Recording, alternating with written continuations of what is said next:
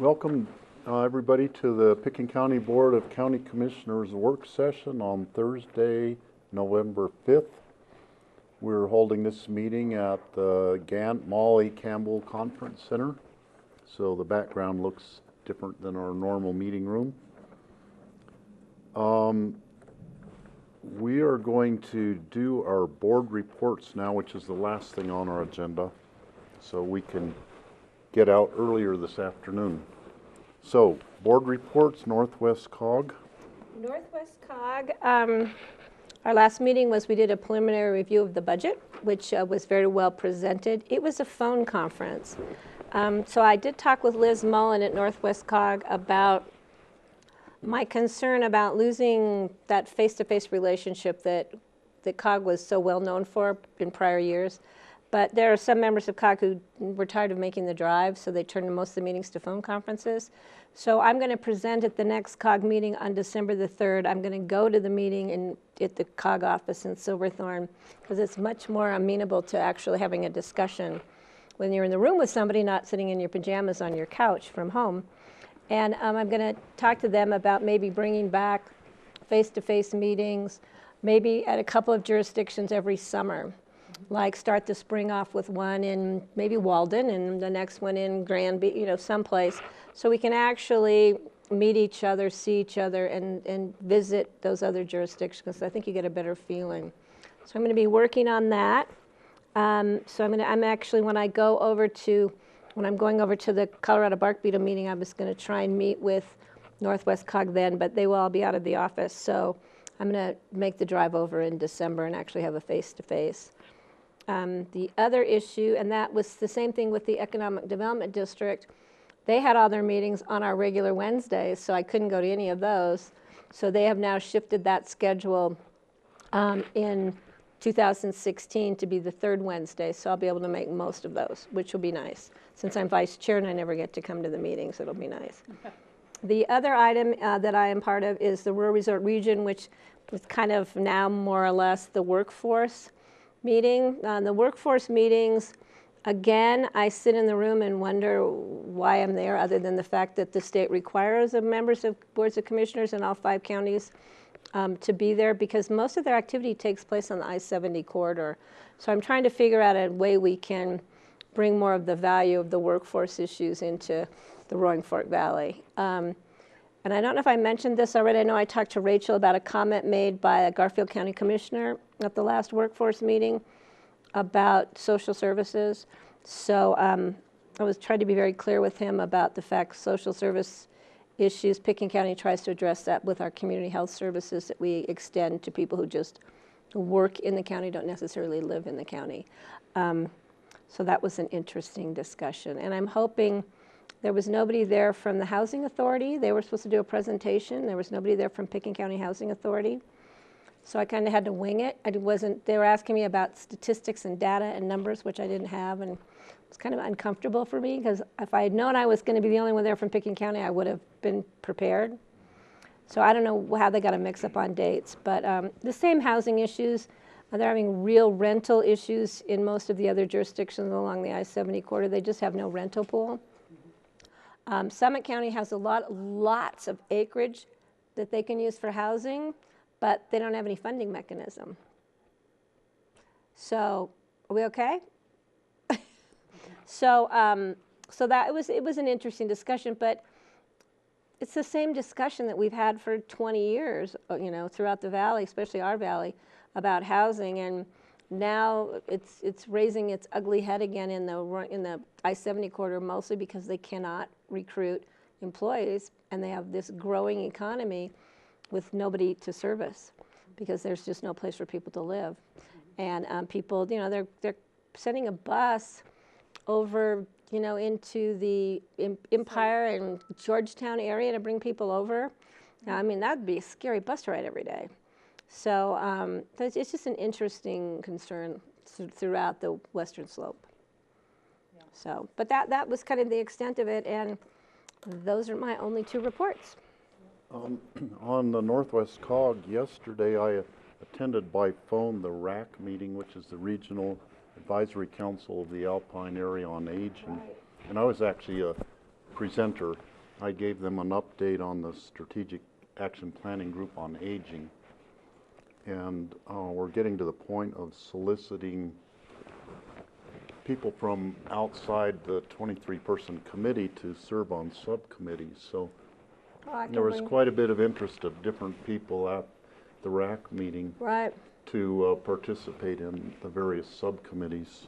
And did you know, Steve, that part of the DOLA grant funding that Northwest COG gets, I think $25,000 of that for the next year is going to go to the gap analysis for seniors for the 5-county jurisdiction to find out what the needs are. And we haven't been able to finish that study because we didn't have any funding. So we've decided to use DOLA grant funding for that. So that should have a good outcome to give us that 5-county region issues and numbers as far as seniors.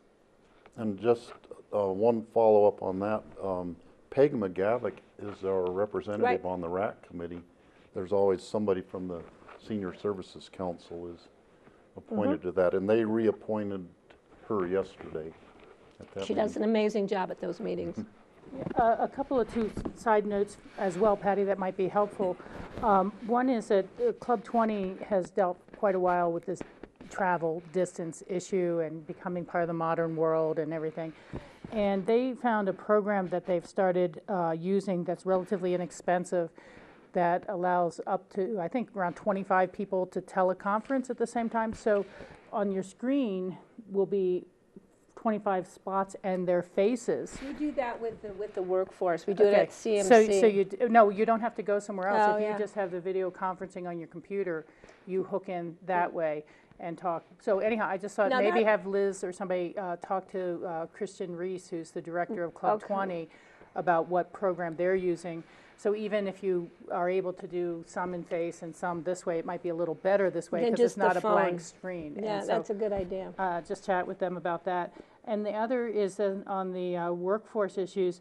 It might be valuable to sit down and talk with Nan Sundin because there's so much integration between any assistance that you get and these programs and whether you're doing job training or not. And the whole purpose of this 4E waiver on the block grants was to allow it to be job training and things like that. So there might be a little more integration. Mitzi sits at the table. Mitzi sits at the table. Yeah, so she's there. Yeah, but that's a good idea. And speaking, when you were talking transportation, one of the things I'm going to be bringing up at the COG meeting too is having WeCycle do a presentation for the 5-member jurisdictions to let them know, because I think that's such a creative idea and how it's spreading around the country. And since we, as we will see later today, they have such a great presentation with the numbers and their success stories. So I'm hoping to bring them into that WeCycle. And maybe even looking at maybe grant opportunities through DOLA for WeCycle next year for the Roaring Fork Valley region. Okay, great. Core? Core. I have some notes here. Let's see, we are allocating some unused grant monies for 2 different programs right now. There's been a upbeat for demand for rebates as we're going into the fall season, so we're going to allocate monies for residents and commercial businesses to take advantage of rebates for energy efficient products. And we're also participating with the City of Aspen. They've created a new small lodge preservation program that will run for about 5 years. 12 lodges are eligible for the program, and CORE is going to participate by contributing $50,000 in rebates towards energy efficiency upgrades. And that, along with the other rebates, also CORE is participating in with the Aspen Energy Challenge for the cities. So there's a lot of opportunities for people who want to take advantage of rebates coming into the fall to contact CORE. Okay, and I might add, CORE had a terrific party for the to honor and kind of celebrate the people who won the Randy Udall grant and all those grants this year. And it was at the Inn at Aspen, which is one of the places that received grant money for doing LED lighting there. QQ, Rachel? Yeah, Northwest Council of Governments Water Quality and Quantity Commission met on October 21st over in Silverthorne, and it was really an update of what happened with last year's legislation. Some of the main issues coming up, that are becoming ripe is part of it. One item is that there is an opening on the State Water Quality and Control Commission, and they're trying to solicit members from the West Slope who would be willing to serve on that position. But they're looking at changing or rule making, as they call it, on some of the freshwater quality standards. And there seem to be some requests coming from the Front Range that would weaken those type of standards. One of the keys is going to be temperature. There's a point in every river where you go from cold water fish to warm water fish. And so they want to be able to extend what they call mixing zones up the river. So usually these mixing zones are where a wastewater facility is going to be exiting its warmer water, and they call it a transition zone. But there's a lot of questions that were raised about, well, how far up the stream can you start to declare that it could be warm water as well? And the temperature standards were kind of hard fought to get in there in the first place, and they're just critically important with climate change. And the interest in changing them, of course, is that when you divert more water and you take a lot of quantity out of the river, the remaining river can heat up more. So issues like that, and just kind of prepping for the upcoming legislative session. I just put out there that QQ takes a very active interest always in protecting County 1041 powers. And I know, John, that's something that we've been working on with ComDev to get our 1041 powers reauthorized within our code as opposed to the other ways we were dealing with those issues. And I think it's just really timely we get those back in. It's been something we've been talking about for quite a while. But so on occasion, they will take an interest in oil and gas type of litigation in cases that are coming out of the Front Range. Because as Barbara Green, our attorney in QQ, will often say, anytime they're going to tell you that they're clarifying 1041 powers, they're usually reducing them. And, so that she feels the powers are very broad ranging already, and the case has been successfully made repeatedly at court about that. So any quote clarification can bleed over from you don't really have authority on siting of wells to you don't really have authority in siting of Trans Mountain diversion facilities or things like that. So they do a good job keeping up with us, and we only meet quarterly, so we'll see what's up next after that. CCI, their winter conference is coming up beginning of December, as we all know, and there really hasn't been any activity since we had our debrief a few months ago about the issues we presented and that are going forward in some form. I did phone into the last restaurant inspection fee meeting, and Pat Ratliff from CCI was not able to be at that one, so I thought it was important that I listen in on to the meeting. It was the first meeting where there was really feedback on the proposed fee schedule, and that was the big takeaway from that meeting, is that the restaurant group really dug in their heels about the proposed level of increase of the restaurant inspection fees. Yeah. Which we anticipated they probably would, but the next meeting is scheduled to be the last one of this stakeholder meeting, group meeting, because they want to start drafting legislation and getting the legislative process going. So PitkinCounty is represented pretty well at that by the different environmental health people from different counties and by Pat Ratliff. Yeah. I've thought about that one a little bit, and I'm not sure if folks have seen this in the paper, but there were 2 cases of typhoid at 3, and it was a restaurant, was it Fort Collins or Loveland? Something like Firestone, Firestone. And, I think the momentum is going to be a little against the restaurant industry at some point when you start hearing that, well, the state can only inspect you once every 3 years.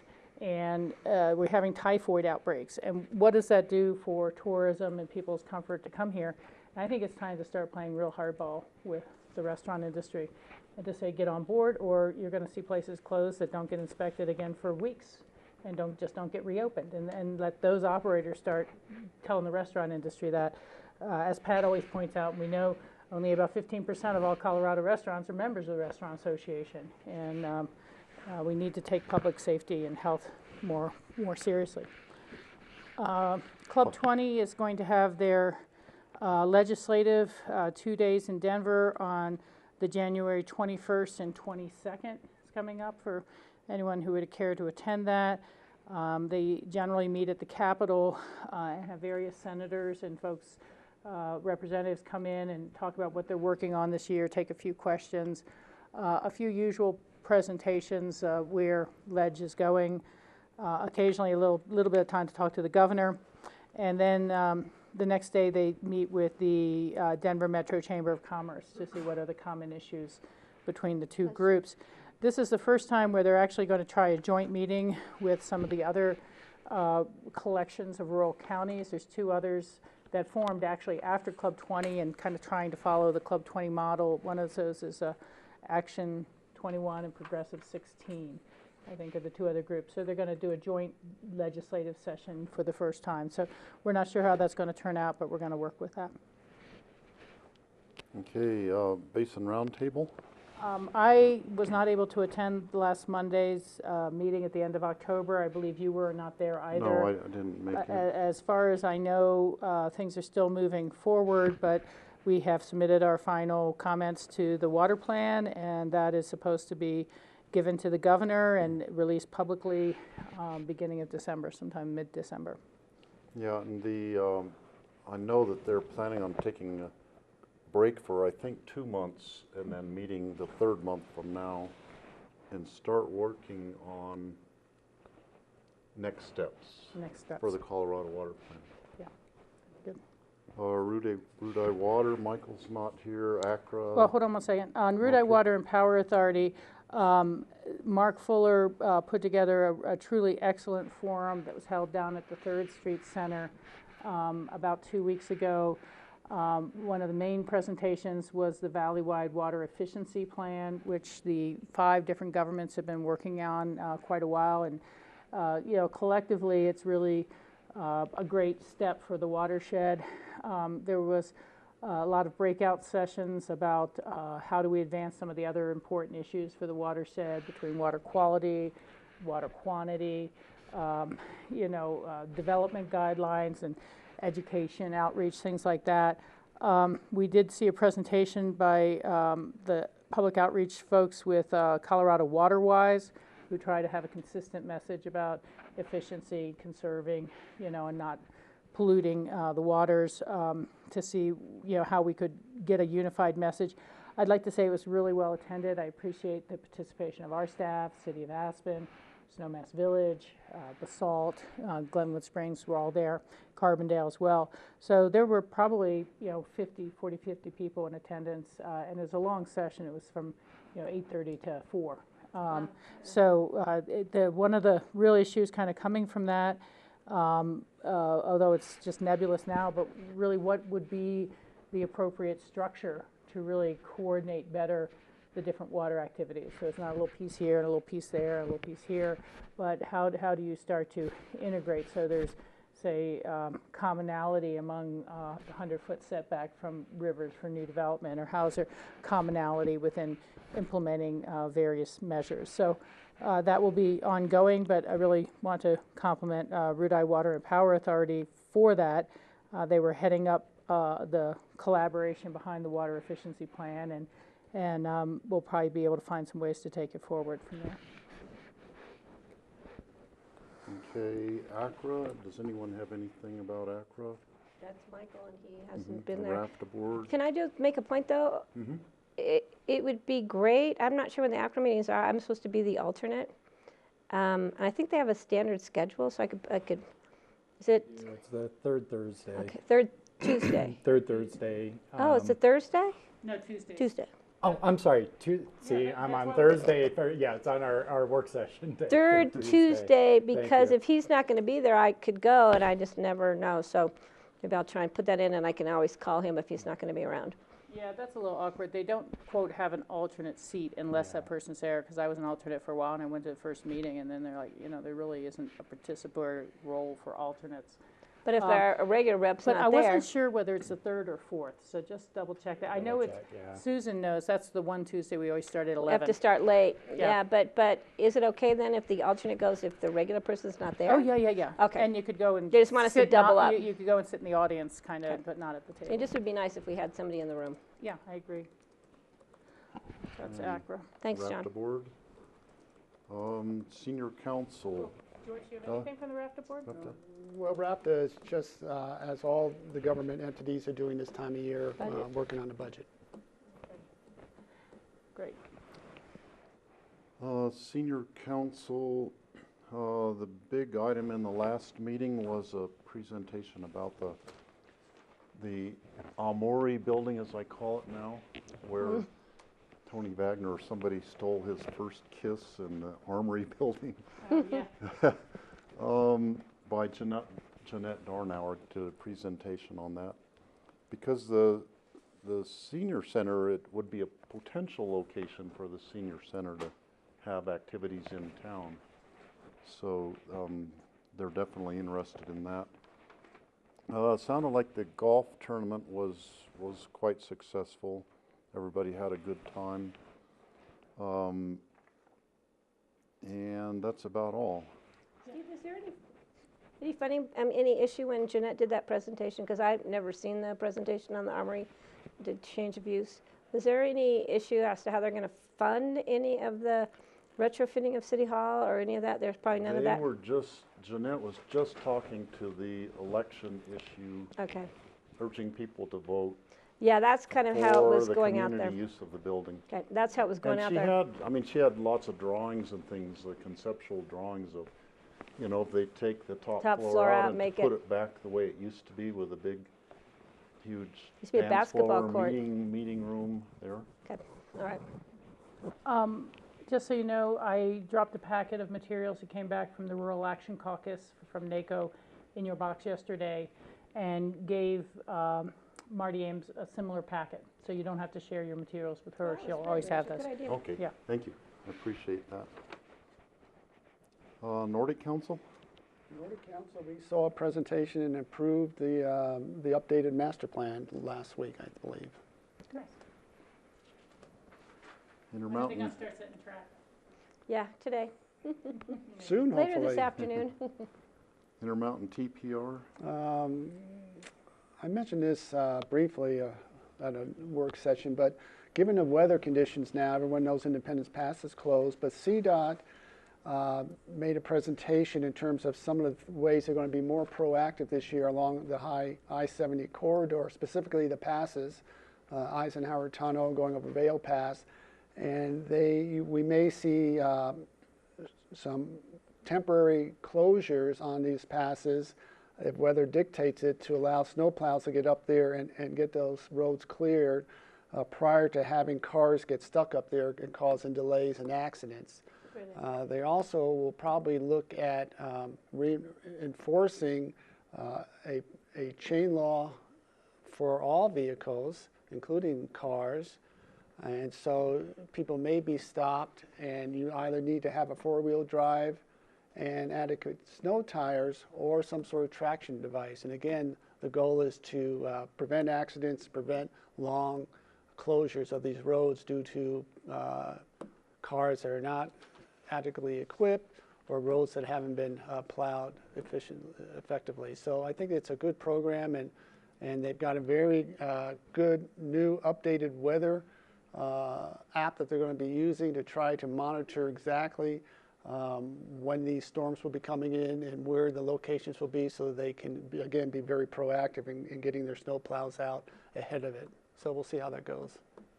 So, Rachel, you can ask about this four-wheel, I was just going to ask, would studded tires on all four count, or? Yeah, yes. with all-wheel. Yeah, I'm not sure exactly. I mean, they said you need to either have four-wheel drive and adequate snow tires, or some sort of traction devices like chains. Okay, the only thing about that, and I remember it on the chain law for the trucking, was it took them several years to really build safe chain-up stations.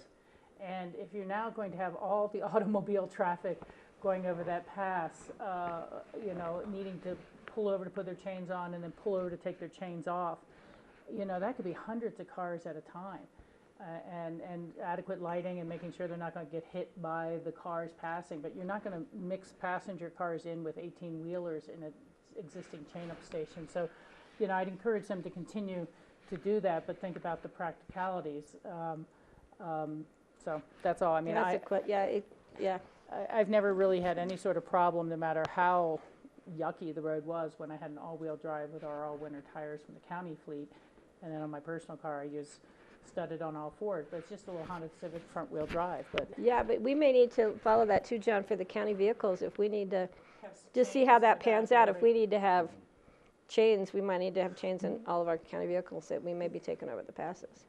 And then you're going to have to teach us all how to put the darn things on. Yeah, there's other issues there. Yeah, CDOT actually said they at the chain-up stations, they're going to actually have assistance there, certainly for truck drivers, because they said a lot of truck drivers carry chains, but they've never actually put them on. Right. So they're going to have staff assisting truck drivers. So I'm assuming also that they would help assist regular passenger vehicles. yeah, I just would love to send an inquiry in to find out more details on that as it goes forward, just even for our own public, traveling public safety. But I sure wouldn't want to get there at 9:30 at night in the dark and the cold and then find out that I have to park in between 3 18-wheelers to try to put on my snow tires or chains, you know, when it's already adequate. So, Yeah, we just need to get more information. there I'm was- glad yeah. you brought it forward, though.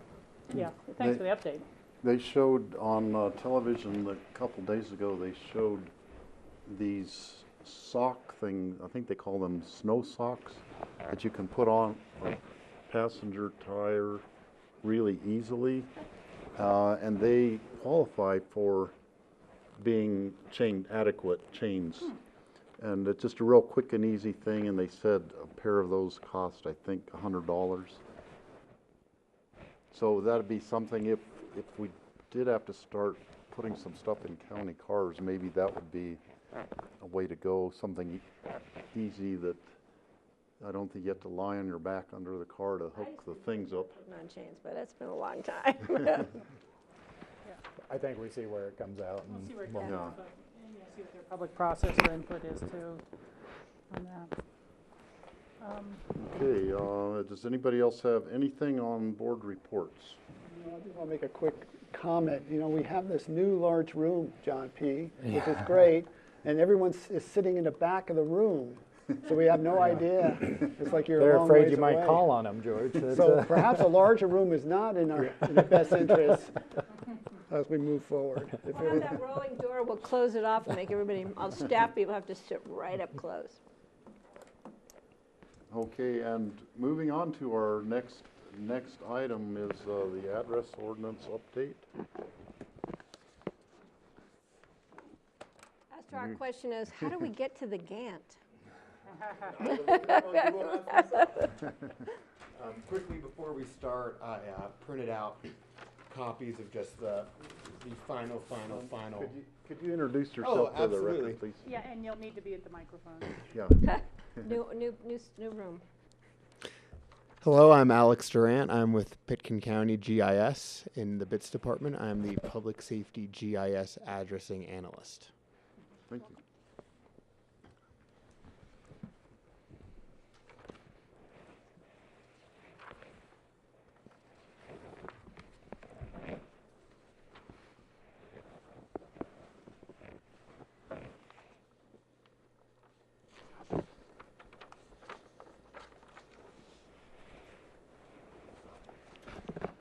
Is this different than our packet stuff? Slightly. Okay. Just a few formatting. Okay, great, thank you.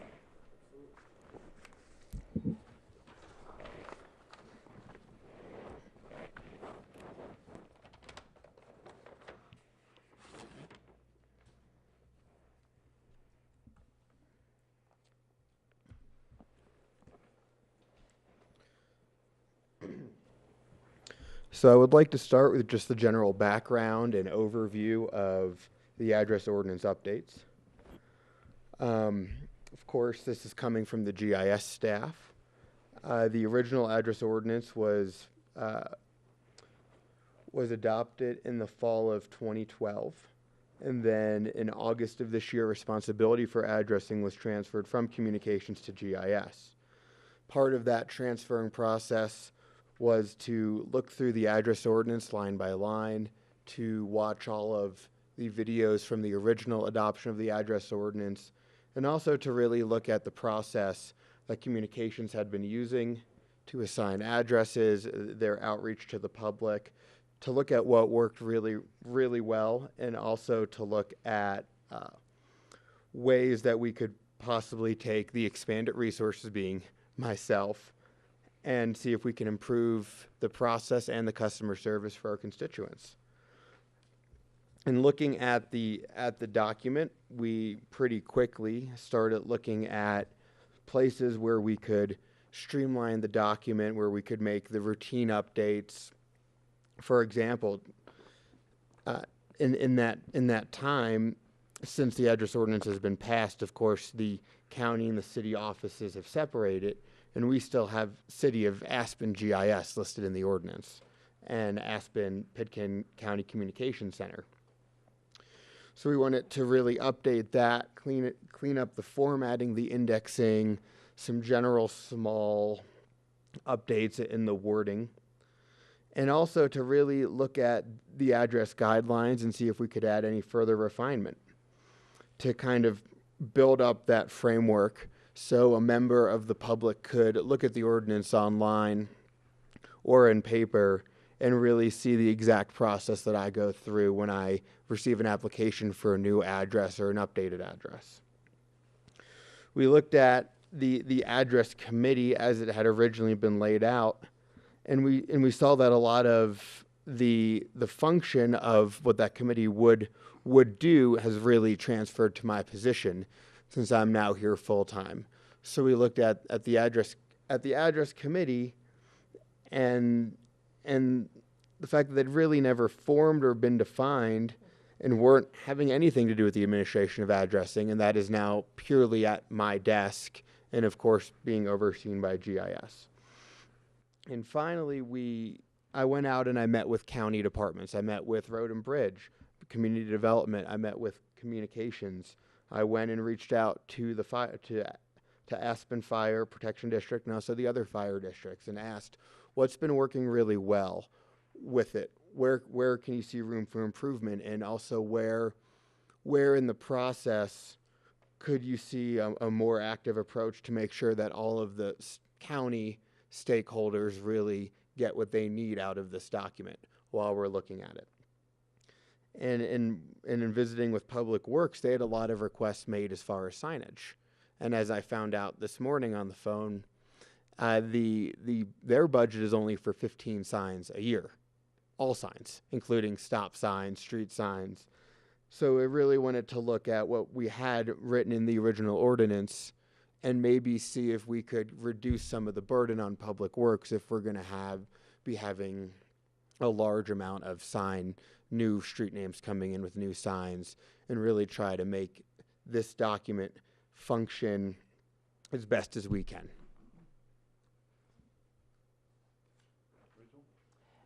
Yeah, thank you so much, and thank you for taking on a really tough issue.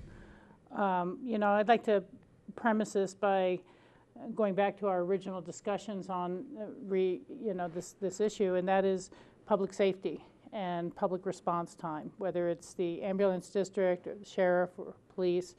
And it's something that's been perhaps managed pretty lackadaisically in the past, or grew organically, perhaps might be a way to say it, as opposed to being as much a part of an organized plan.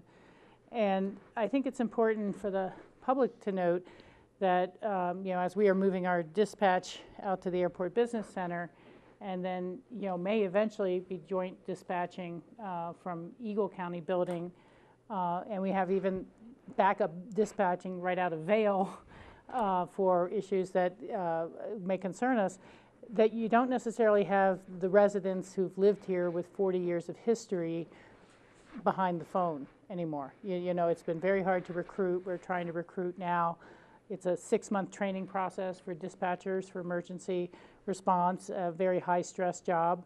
And, you know, it becomes more difficult when these things aren't clear to them. And this is about life and death situations often when we're having the ambulances dispatched. That being said, and I'm glad you watched the previous tapes of our meetings. You might have seen that there's a lot of concern and about community character and expense, frankly. You know, I look through there and it's like, you know, using names is generally discouraged. I thought, well, then we wouldn't have a Shady Lane in town, you know, or Bugsy Barnard Way, and named after some of our historical characters or other characters, I know. And people were very concerned at those meetings. I've heard expressed that we're trying to overly sanitize and become too cookie cutter with some of those boundaries. And so on that list, you know, I want to make sure that we have, you know, other, that we really can consider other. I kind of like, where it's over in Crested Butte, they have an area called Poverty Gulch, you know, after an older mining claim, and, you know, things like this that you don't lose, you know, if it was up to the modern day. I remember when the bus route was changed from Slaughterhouse to Snow Bunny because they didn't want the bus saying Slaughterhouse on the top of it, so, you know, or Cemetery Lane, things like that. So that's a concern of mine in this. And then the other is, you know, we very clearly ran into people saying, wait a second, we have just built a $2,000 or $5,000 rock work, you know, entry to our road with the name of our road on it. And now you're telling us we have to rename our road. And that, you know, there's a lot of power in this ordinance that's saying you will, you shall, and the coordinator has the power to make you do it. We don't have what the timelines are, or how quickly they have to respond, and it's really hard to me to look at this without looking at what you might call the problem sheet of how many addresses need to be redone or should be redone. And I agree with you that the language you use here is that addresses are not permanently assigned identification like Social Security numbers and may be issued, updated, corrected, retired, or reinstated as required by PitkinCounty. Boom.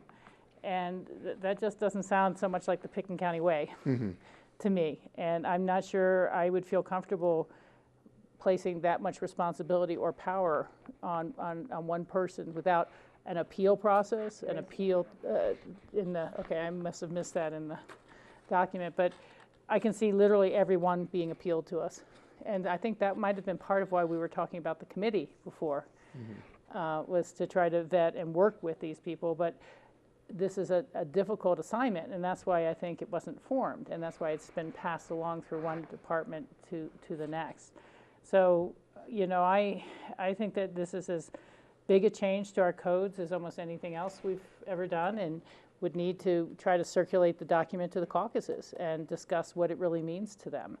And, you know, when it's in undeveloped areas, I'd like to see that those lots are already numbered so that people don't have to change their number and their banking statements and all their personal information and their records every time somebody else finally builds on their lot or builds on their road. So I want to give you some help with this, I guess is what I'm saying, because I see this as being really potentially in some spots very contentious.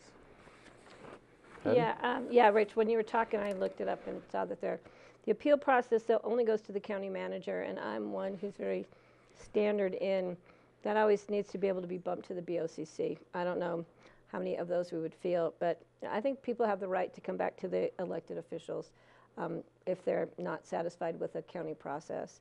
I would like to know if there has been anybody who's appealed or had a problem, because this was passed in 2011. We started talking about it in the 2006 or 7 or somewhere along the line, and a lot of Rachel's concerns were expressed at that time. So I'd like to see if there's a record or anything of any of those issues, and we can maybe fine-tune what specific issues may have come out of this.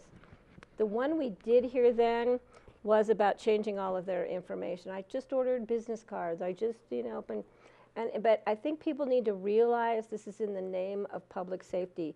If you have a fire or you need an ambulance and they can't figure out how in the heck to get to your house, people can die in a matter of minutes if first responders aren't able to figure out where in the heck they live. And some people in this community don't even know where they live. So it's hard for them. They don't know what the name of their street is because their street has a name that's obscure, or that, they call it, Poverty Gulch, or they call it the Red Light District because that's what it used to be. That's what Durant was, it used to be the Red Light District over here. Actually, kind of where we are right now. And so those things, there's still that generation in this community, in this valley, who refers to things. You go to Puppy Smith's house and you turn left, and then you go to Jimmy Gerbaz's, and that's how a lot of people still get around in town. But there are new first responders who don't get there by that. They get there by street address. So I think the public, that's why I'm saying this, the public needs to know there's a huge issue behind this addressing homes so that they can get emergency response services. And we are here to help you. Thank you. Just to show the importance of the dispatch people and the emergency responders to be familiar with where the street address is, and maybe their system has been updated, but there was a house on East Cypress Creek Road that burned a few years ago. It was Jack Wilkie's house. Well, he was the very last house on East Cypress Creek Road, about 100 yards from Capitol Creek Road. And the fire trucks, at that time we didn't have the substation right there, so they were fire trucks from Basalt coming, and they drove all the way down East Cypress Creek Road over the whole lengthy gravel part with windy gravel part. By the time they got to the fire, it was too late to do anything but watch it burn the rest of the way and keep it from spreading. But it is important, and that was a simply addressed one on a well-known road, but the dispatch or the fire department didn't know the quickest way to get there. So that's an important piece of it too. Absolutely, and I'm just going to quickly interject, if it's okay, that in my past life I was a resident firefighter in a resort community where we didn't have a map book, we had a map index. And you would open up your map index, it would be 3 in the morning and snowing, and they're, and the trucks rocking back and forth as you're, trying to drive up the hill. And in your index it would say, turn left at the Blue Barn. And you'd turn to the driver and say, do you know where the Blue Barn is? And they would say, no, it was ripped down 25 years ago. So I'm very much, this is, so, and in a sense, while I'm still relatively new at the county, a lot of these challenges I've dealt with on a personal level in the past. And, and public safety is something I'm very passionate about.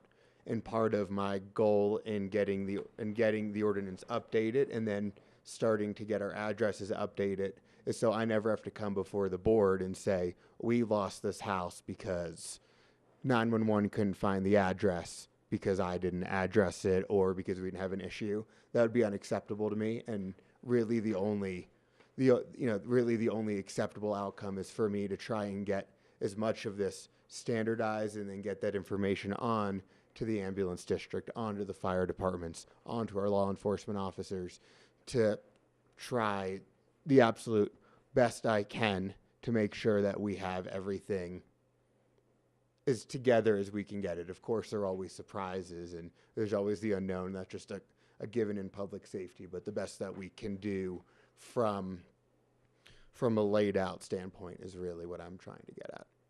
George? So the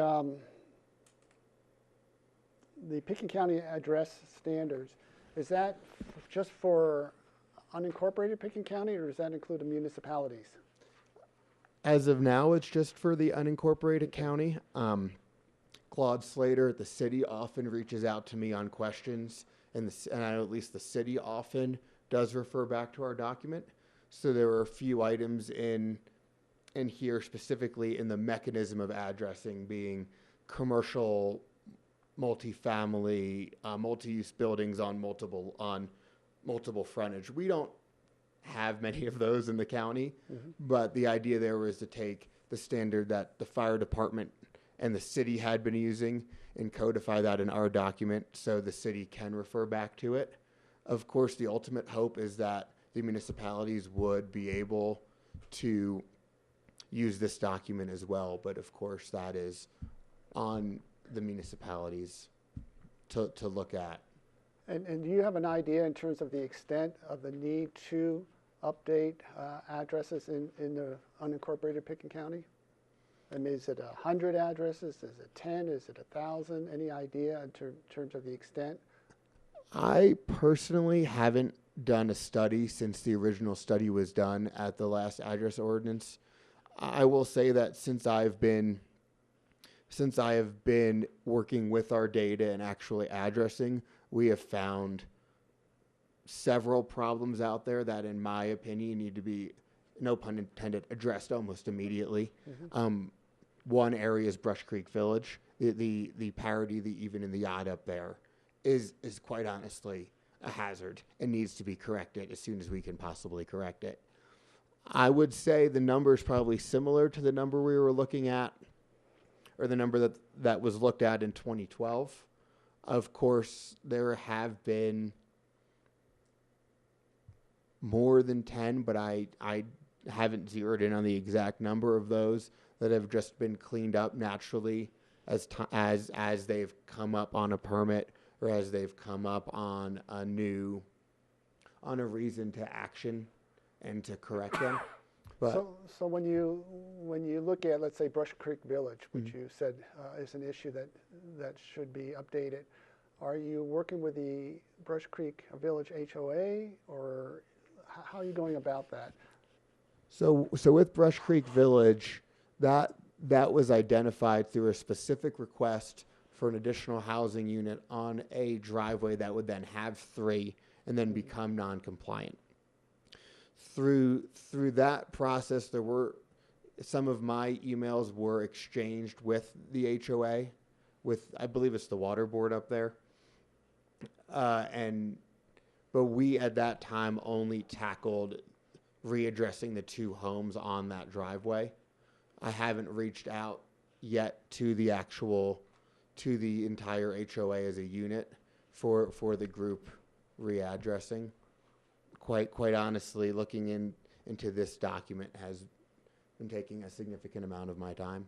Right, no, I understand, I appreciate that, but just going back to one of Rachel's earlier comments in terms of reaching out to the caucuses, there's a lot of areas in Pitkin County that do not fall within the caucuses, whether it be Brush Creek Village or Red Mountain or down in Mid-Valley. So by able to utilize the HOAs and get information out and be able to better identify and explain the need, I think that will help. Steve, can I'm thinking about Brush Creek Village. You have a great connection there because that's where the fire chief lives. I'm sure that is a serious issue for him too. But I think it is important to contact the caucuses and HOAs. I'm just wondering about the time frame. John, do we have a time frame on this ordinance? Because I know the caucus is in the process of all their master planning, et cetera, and that's going to take till early midsummer. Do we want to get this ordinance out there sooner than fire season starts, or? Well, you know, it's been an ongoing public safety issue in our community for a very long time. Right. And so we, of course, feel urgency to find some way to bring resolution to these questions. At the same time, you guys need to be able to go through a process where you're comfortable with what you're implementing, and we'll take whatever time is necessary to get it right. If we've got to go a little bit slower up front here, you know, with the caucus master plans and such going in, I don't think that this type of thing would affect that. And I think we'd have the opportunity, if the board wants us to bring these changes out to the caucuses, either as a tag on to those meetings or regular caucus meetings to discuss. And so this, obviously, we'd like to have something in place sooner rather than later, so we can start to address the issues. you've got to be, you guys are in the driver's seat, I guess, here in terms of, how much time it takes you to be comfortable and what changes we need to make. That would be a good question for Ellen and Cindy Hubin, Ellen, because I know they've been working with the caucuses on that to see. I would like to see this done sooner than later, but it doesn't mean we couldn't always come back next fall after the caucuses and if they had some significant issues. So maybe we can just ask them how they see how that fits into the caucus discussions. Yeah, I mean, I agree with John. This is really independent in terms of what caucus is updating their master plans. Well, I'm just saying they've got a lot going on, and I No, not necessarily. I mean, the caucuses meet on a regular basis. so then let's just start at their next meeting and have them address it. Well, I mean, you could set up some schedules. Some caucuses meet on a regular basis, some Yeah. don't. Yeah. But there's always ways to communicate to all the caucuses regardless, as the same with the HOAs. I would encourage you to do that, to get the information out, and then if HOAs or caucuses would like to have some additional information or meet, then you can set up a meeting with them. So what is the time frame for getting this out? Because that could take a year. And do we want to wait a probably, year? It probably will in the long run by the time you try to get information out, get meetings scheduled. It's going to be a process. Yeah. It's not going to happen overnight. But if you're able to identify specific issues, like the one in Brush Creek, that's a great way to start moving ahead and getting information out, because I suspect that it's a very small portion of entire PitkinCounty that are really need to have immediate issues addressed. Rachel? Yeah, back in the day when we first started talking about this, I mentioned that Hunter Creek used to be 816 Hunter Creek, where I lived, and then now it was renamed Vine Street. I don't think they talked to our HOA at all, and I think it was more the city of Aspen and emergency responders, but it had just simply gotten too confusing there. So I understand how and why this has to happen, but one of the things we talked about before was putting together a change of address packet for people. And that would be helpful to see attached to this ordinance, or what are the tools we're going to give people. To what extent do they even have to notify the clerk on their land records? I know it always says meets and bounds and survey, but then also says also commonly known as 1212, Maroon Road or something. Or how do you change your records with the IRS? How do you change the records on your driver's license?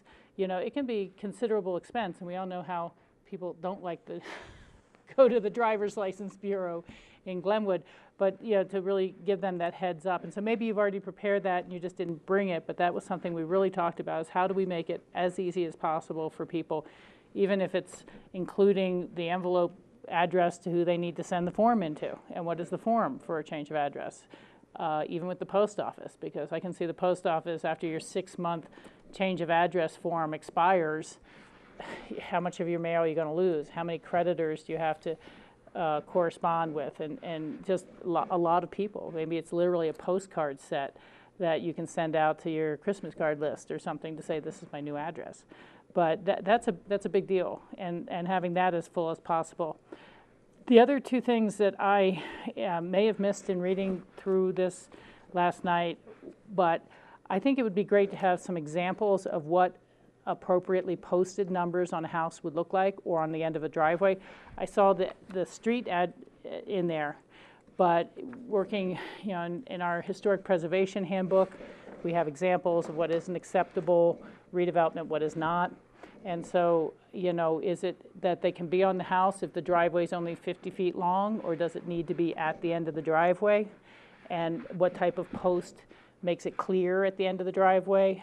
I think we really just need some visual examples within this ordinance so people understand that. And then I also didn't see what really would be the enforcement mechanism. How long after a notice if someone hasn't done anything, and when, how is that process? So those are the things I saw in here that I think needs a little more amplification. If I may clarify, just while we're sitting here and before we sure. forget about it, when addressing came to me from communications, I updated and actually extended significantly the checklist of people who may need to be notified when an address is changed. and I can certainly attach it to the documents the next time that we discuss addressing. I tried to capture everything. I think I left the IRS off. Yeah. As far as I can answer, just from personal experience, the state DOR, Department of Revenue, has changed their address update policy for driver's licenses, and now it can be done completely online without dragging down to Glenwood. Nice. For free. As far as some of the assessors, the postal service, not necessarily with the change of address form, but I have about 30 emails that get bombarded every time I run out, not even an address assignment, but an address notification. So that that be a verification or some other address work. So that way we make sure the USPS captures that this is now a legal address that that needs mail delivery, or this is a change coming and the mailbox is going to move to the other side of the property. And included in that would be all of our county departments, like assessor.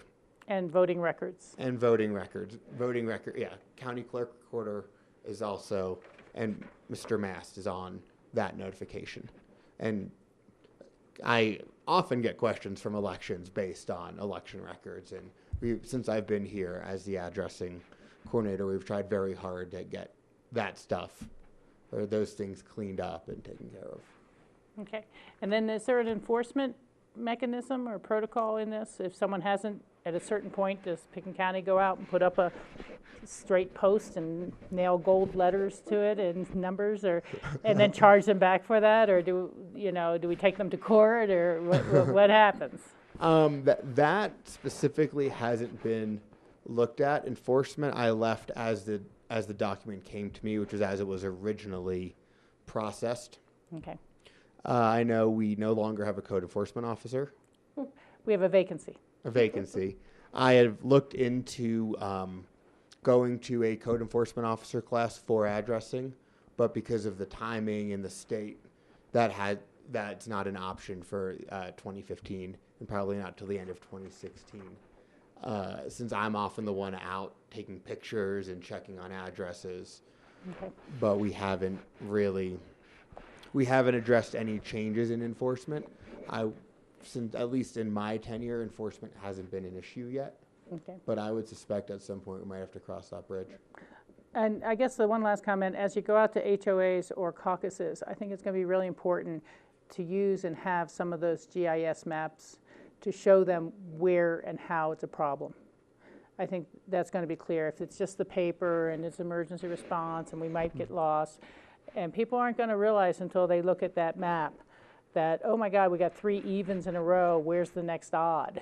Or these names are too similar, or whatever. But I would really, work with Pat Bingham or whoever else is experienced and has spent some time going ComDev to the caucuses to know what their expectations are going to be of a presentation.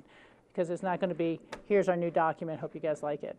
It's going to be why and how and when and where, and are you sure you really need this, and why can't we just do it the way we always used to? And so you're going to really need some visual aids and some demonstrations and maybe some case histories of what these problems can cause. Absolutely, and just since I've been addressing, and since now that phone rings to one desk, and quite honestly, the accountability is here, and the buck does stop here. That's one of what I've seen as a huge advantage to addressing coming over to being in one solid desk rather than how communications, because of the work schedule, the fact that I do work business hours, I've had, quite honestly, a lot of really great experiences with our constituents on the phone and even in person. I've had several walk-in visitors and come in with the letter, and why is the county changing my address? Then once you actually sit down and talk and explain it, that initial reaction often changes. And everybody who I've worked with has been very, very friendly, and, I'm not necessarily thrilled about this, but I see why we're doing it. Thank you for taking the time to explain it, to reach out. And in the customer service aspect, I'm trying really hard to make sure that all the questions are answered before, before a constituent feels that they have been pushed into a decision or that their hand has been forced by the county, and to try and have as many people on board and in agreement as possible. Thank you, that's very reassuring. Thank you. Okay, well, thanks, Alex, for the update on this. And Thank you for your time. I think it would be interesting to have perhaps a annual report on what conflicts there were, how many addresses you had to change, or how many new addresses were assigned to new houses, or how many roads names were changed. That sort of a report would, I think, be good information for us to know. Absolutely, and that's very, very easy for me to track, and I'd be more than happy to pass that information on whenever the board would like to see it. Thank you. Right.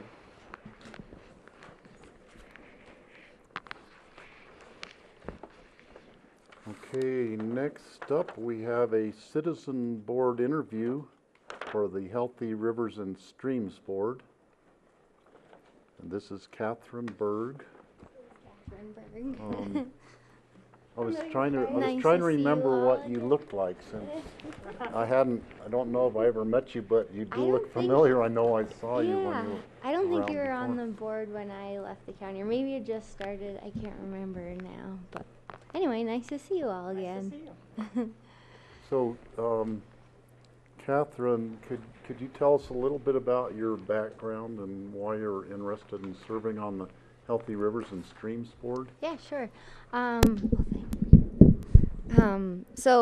As you saw, I formerly worked for the county in ComDev. I was a planning engineer over there and really enjoyed my time with the county. And I became more and more interested in our water resources in the county. I was acting as a floodplain administrator. And I decided to go back to grad school and really focus on it. So I went to University of Montana and took, it was a great program, I thought, because I somewhat made it up myself. I was able to take hydrology and geosciences, then took water law and environmental law in the law school, and then took a bunch of I took an ecology class. So anyway, got right into water resources and then missed it down here like crazy, so came running back. And yeah, I've just always had an interest in the health of our watershed. I've been a member of the Roaring Fork Conservancy River Stewards for a number of years, and that's just an outreach group that tries to engage people between, in their 20s to 40s in our river systems and understanding river health. And now I'm working for a private engineering firm down Valley in Glenwood, Right Water Engineers, doing work for them in a lot of water rights work and then general water resources engineering. So I think it ties right into what the Healthy Rivers and Streams Board is doing. I think this community has a really unique opportunity with the board to do some really some interesting projects and potentially some unique projects that other communities may not have the opportunity to engage in. So yeah, that's my background and how I've landed here. Thank you. I don't have any questions. I've known you for years, and I'm glad to see you come back. I remember when you left and we were very sad. I cried. If you want to run up here, why are you guys sitting way back there? I know. Your It's so staff, they can come up laugh. front, will you? But you need to be on mic, Lisa, so you have to come on over. Oh, God. You have to sit next What to is me. with this? Lisa, I know that we try, if possible, to get candidates or fill these seats from the different districts. And so the district that we're trying to fill is District 3. Craig's. And Right. Catherine is in District 5, and I forget the last person who applied, what district he was in. Five, I think, down, he lives in Old Snowmass. So 4, So, District is 4, it so he'd be 4? Yeah. District 4. That's So I fine. know it's not a hard, fast rule, but we do try to spread that out so we have some better representation. And actually, one of those seats we've actually even allocated for someone who is outside of PitkinCounty. Two of them were Two. in the river, in the watershed itself, right? Right. And actually, that was Lisa Tasker and Rick Neely. And when Rick left, then we filled it. I think he took Dave Nix's spot. Yeah, okay, I'm just And curious. Lisa moved into Aspen. And so Lisa she's moved no into longer Aspen, down so you there. have 6 now in in one of the commissioner districts. And then, We'll mention that our Yeah. house went under contract this weekend, so I'm not sure where I might live. Oh, well, that's interesting. So she could be one of our Yeah. Down Valley representatives or our These watershed are reps. roving. Yeah. So when, Hopefully landing around Carbondale, but we'll see. but when would you know? I just, Well, it's somewhat up in the air, but we currently don't have a place to go. But we'll either rent for a little while and then buy, or maybe we can purchase a home in the near future. It's quite up in the air. but Sorry. you would be regardless in the watershed? Yes, most definitely. Yeah, okay, thank you. Rachel? Yeah, thank you, and thank you for applying. I think it's real exciting. I guess what I'm wondering is, will there be conflicts potentially with Wright water engineers? You know, a lot of the water attorneys and water engineers focus on getting water out of the river, and we're kind of focused on trying to keep water in the river. And might that create a bit of a conflict with your job? I talked to our CEO about that, and some of the office manager in our local office as well. And he felt that, or both of them felt as though if a conflict did come up, I could probably recuse myself. But I think that based on the projects that the board has sponsored in the past, I think there would be, the issue wouldn't come up often. So, again, it depends. I always think of Wright Water Engineers as a highly respected firm. And, you know, we and our citizens need to get water out of the river too, so I don't want to sound too biased with that comment. But sometimes the conflict mostly arises over West Slope, East Slope interests. And so a lot of, quote, our projects that people don't really see are just ongoing litigation and filings and water court objections to processes. And I'm just, again, you know, it'd be something to perhaps talk to John Ely and give us a little feedback as how likely is that to be something that would force your recusal so often that it would inhibit your abilities. Yeah. Catherine, are there any sorts of projects that you would like to see brought forward to the Healthy Rivers and Streams Board that maybe aren't on their list right now? Well, I guess the two that came to mind was, one, I think there might be opportunity for the board's grants to go further if there were some more partnerships with groups like NRCS, or I know TU hasn't generally had a large presence in the valley, but I've heard kind of through the grapevine that their Trout Unlimited is having a larger presence. And I think monetarily, I think that the NRCS might be a better partner. But then I think for outreach and reaching a somewhat younger demographic, I think there might be potential to work with groups like the River Stewards that I've been involved in, or again TU, or things like that. Those would be my first thoughts. But I think the project up in Coal Basin has some really great potential, and that I know that one's on the docket, but I think that should be a really interesting one. Okay. Rachel? Yeah, just a little further. I think it's just so cool you went back to school for the water degree and or whatever, how you describe it, hydrology and all. Where do you see your career taking you? I think I'd like to stay in the private sector and work with Wright Water for a long time and build my client base, and hopefully one day do some more project managing on my own. But yeah, I see myself kind of plugging along in the position I'm in now, and just continuing to bring in more projects, and I think maybe expanding my work a little bit more to the Upper Valley. So. Okay. Of our Healthy Rivers and Stream Board, I believe, are they meeting every 2 months now, Lisa, or every month? Every month. Every month. Third Thursday. And then we have always made funds available for folks to be able to attend additional forums or informational sessions as they're available. Northwest Council of Government QQ meetings quarterly, or Water Congress, or things like that. would you, not that anyone has to go to all of them or anything like that, but would you have time for the meetings and be able to do a little more of the self-education and participation in the larger regional efforts? Most definitely the meetings, and I think probably some of, not all, but some of those other opportunities, I personally would really be interested in them. It would probably have to do with my workload and working around it, but I think my position is they're reasonable and generally flexible, especially if it's for an effort that, you know, would help both causes, both the board and my professional work. So. Okay, thank you. Well, Catherine, thanks so much for applying for this board. Our citizen advisory boards are very important to us because there's dozens and dozens of people working on various things on these different boards that they're kind of eyes and ears out there in the community working on things that we as a 5-member board can't be everywhere. So Sure. Your input is valuable to the commissioners, and we're glad that you've applied for this board. Thanks. We have one other applicant for the vacancy, as you're Mhm. probably aware, and at one of our upcoming meetings, we'll decide amongst us which one of the two of you we would pick for the board. Okay, that sounds So- great.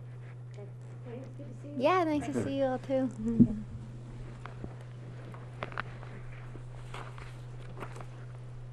Okay, next we have the personnel manual and employee handbook. Handbooks, perhaps? Perhaps. Phyllis Mattias, Assistant County Manager. So this item's really about the process of creating reference documents, a personnel manual and employee handbook, not necessarily the content that's in them today. But I did provide you with what we began kind of dissecting the handbook and what it would look like into a manual. Our home rule charter says that the county commissioners from time to time adopt a personnel resolution. And that personnel resolution has been considered the adoption of the employee handbook in the past, in its entirety, which in the current one is about 100 pages, because it also includes all of our policies. So I've met with our county attorneys, and we've brainstormed how do we make one manual be more operational and easy to update. Like last year, we added short-term disability as a benefit to our employees. It's not included in the handbook because in order to update the handbook right now, we need a 2-read resolution. And regularly, we have small updates that are more operational in nature. So what you have on the agenda summary that I gave you is the actual statement that 8.4.2, and that's all that's in the charter that the personnel resolution has to include. So when I met with John Ely, his comment is as long as we provide those particular items that are addressed in the charter into a manual, then that meets the requirements of the charter. So as I separate those, and those are really larger, when you look at the manual, they're larger policy statements that are really based for the board. Trying to flip through. The work expectations and guidelines are really about the code of conduct and conflict of interest and honesty, and statements that would we feel are important for the board to have made. Equal employment opportunity, family medical leave, some of the particular I guess they're legislations, whether federal or state, that we adhere to are also in that manual. And then the handbook's more about when are paydays, what specific benefits do we have, how do you, what are your employment dates, what happens for rehire, and then in our benefits, it's the various retirement plans that we have, our bus passes, how bus passes are provided, how fitness wellness is provided. We're making a change next year on when fitness wellness will be provided to employees. So that would be an easy change to be able to make from one year to the next. So before we got too far along the line of actually creating the content for these two documents. I wanted to get your input on the creation of the two documents, and if there's anything that we began outlining that you see is obviously missing or that you would like included, this would be a great time to get that feedback, because then we would go back first to write the manual. You would adopt the manual by two-read resolution, and then the handbook would be written, and you would obviously have a chance to review that. We would probably do that in a work session, so you just knew what the content was and what was being provided, but it wouldn't be needed at a formal adoption. So Phyllis, currently we just have one document that we give out to employees? Yes. One. So what you're trying to do is separate those out and make each one more specific for its use? Well, the manual would really be an overarching document that wouldn't change much. Mm-hmm. And it really sets the policies of the organization and what we would adopt as policies of the organization. And the other one's really operational. More of a working. Yeah, more of okay. a working guidebook so that someone could refer to more often. And we'd really like to be able to keep that up to date often. Right. And if we did it through the two-weed resolution, we'd probably be coming back once every 2 months. And instead, we tried in the past to hold things and add them up so we could have a resolution, but the changes never seemed to stop. So we've never gotten to the update, and we provide people with proper information, and the handbook is becoming not as useful as we would like it. Yeah. Okay, thanks. And of course, the handbook is or will be available online as well? Well, our hope is it'll be an electronic document, Yeah. as well as one that anyone can print out. And when I refer to policies, we also have a policy book that some folks don't even know there's some policies out there, which we're also working on revising. But in an electronic copy of our handbook, we could say, for more information, look at the family medical leave policy, and you could just have a link, and you can click right to the policy. You don't need to know where it lives. So that's our goal, is to have an electronic one. It would still be easy enough to have printed out. All right, thank you. Rachel?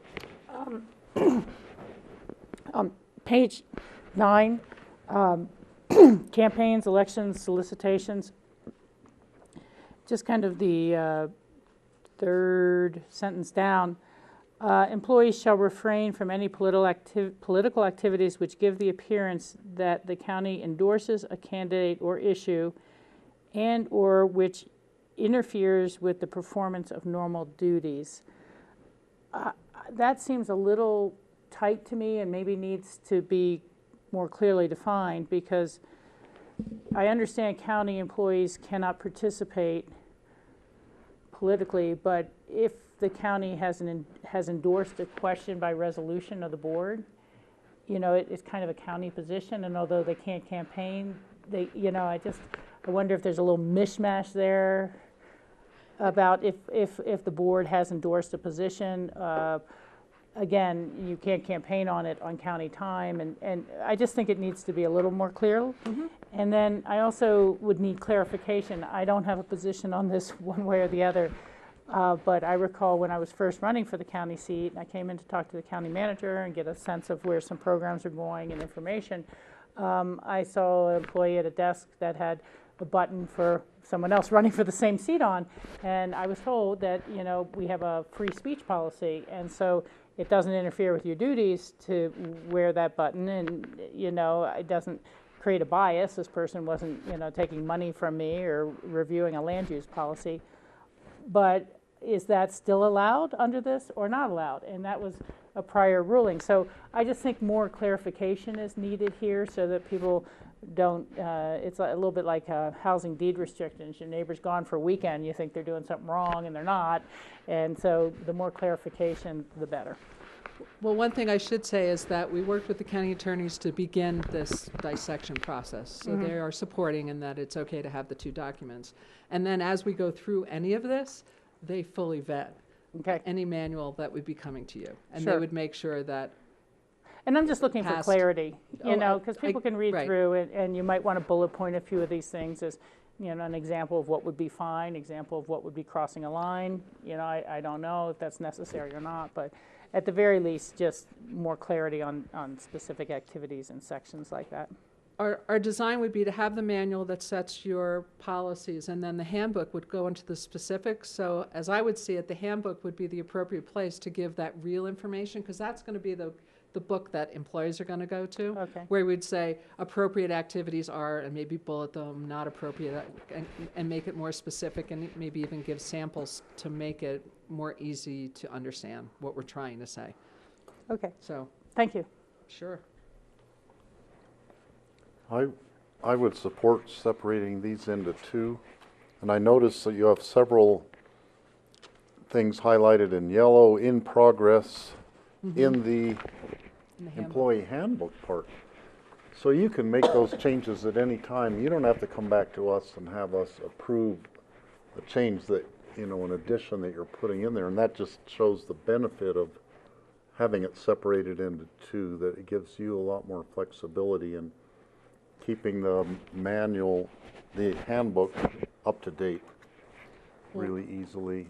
One thing we're up against, that it's the employee status, and that refers to full-time, part-time, and what kind of benefits are provided. And the Affordable Care Act is changing some of those threshold hours worked, and we need to revise that. So those are the kind of things that makes us a little more flexible to be able to adhere to and have accurate information in here. Of course, we would always adhere to what the law is, but we may have conflicting information in the handbook if we can't revise it quickly.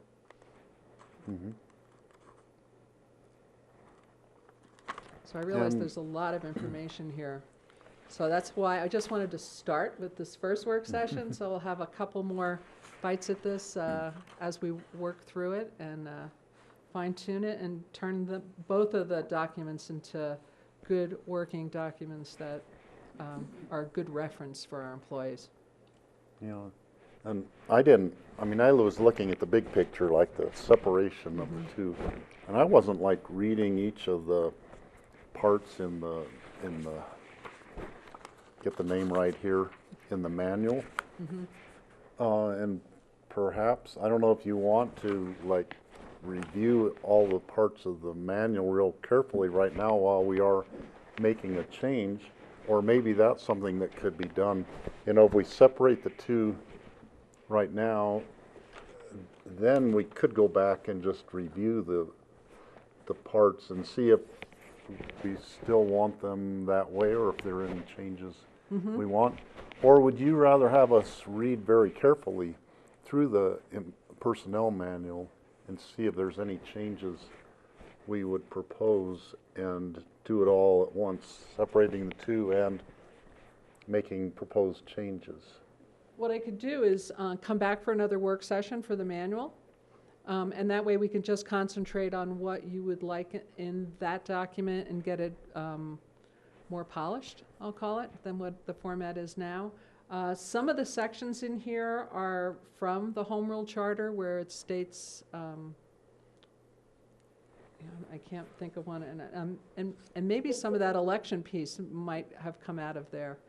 One sentence or two, probably not the whole thing, but because we tried really hard, what we hadn't done in the past was linked up the manuals and the handbooks to the Home Rule Charter, and made sure our language is consistent between the charter, as well as the county code, and seeing what's in the county code and trying not to recreate or put ourselves in conflict with something, writing something that we think is right, or going back and seeing, oh, maybe the code needs to be changed. So there's been a lot of cross-referencing through this, and trying to make it simple. It's a complex process to make it simple. I think if I made it more complex, it would be easier. Yeah, I would agree, we need to bring it back, Steve, and when we can actually go through line by line if we need be. I think the question before us now is the separation, which I support. Phyllis and I did talk, because I was trying to remember when we had done this before and how we did spend a great deal of time, and I was concerned that today might not be enough time for us. So she explained to me that the issue before us today is really the separation, and then we can go through with a fine-tooth comb as needed in the future. And like I said, the handbook's going to really be built off the manual. We'd like to kind of keep it in the same order, and maybe we'll include some of the same language as an introduction to some of the pieces. But then I can bring to you just the manual, which will give us the first foundation.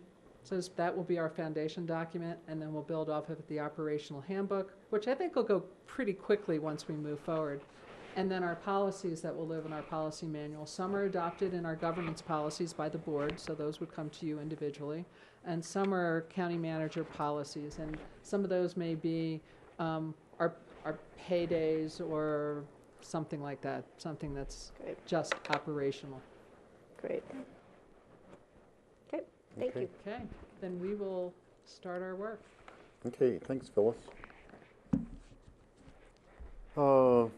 Next, we have future agendas. John, are there any additions to the future agendas? Just a couple of questions for you. So on our December meeting schedule, we currently have the board scheduled for December 22nd to certify mill levies. I know in the past when we've gotten right before that Christmas holiday, sometimes that's been a challenge.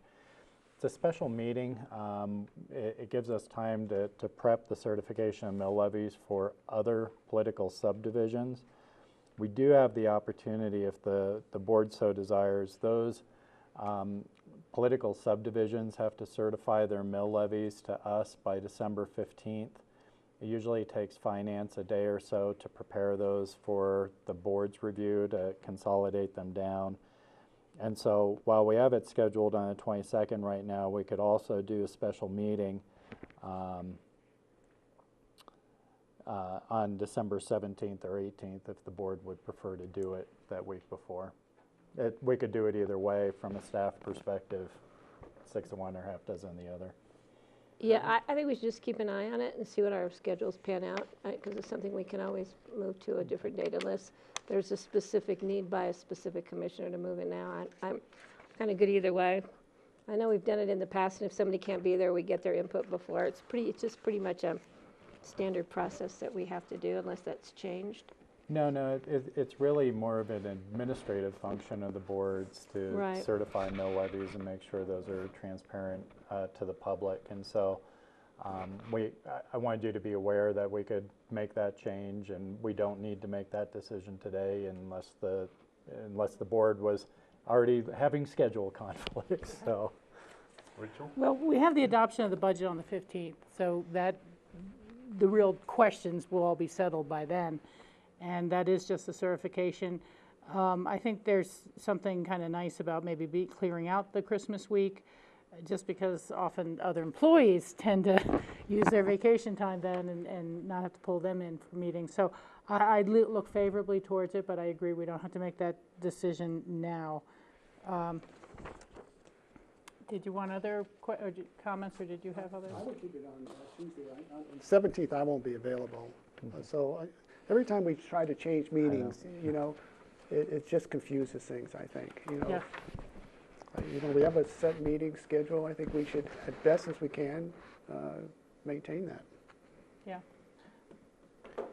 So let me go way future agendas since we're on that topic. Oh, okay. Can I actually say something for, I've been thinking a bit about this, and you go to different boards and meetings, and we run our budget process so that we just back right up into those deadlines. And yet I run into other boards and they'll say, oh, we finished ours in September, or we did ours in October, November.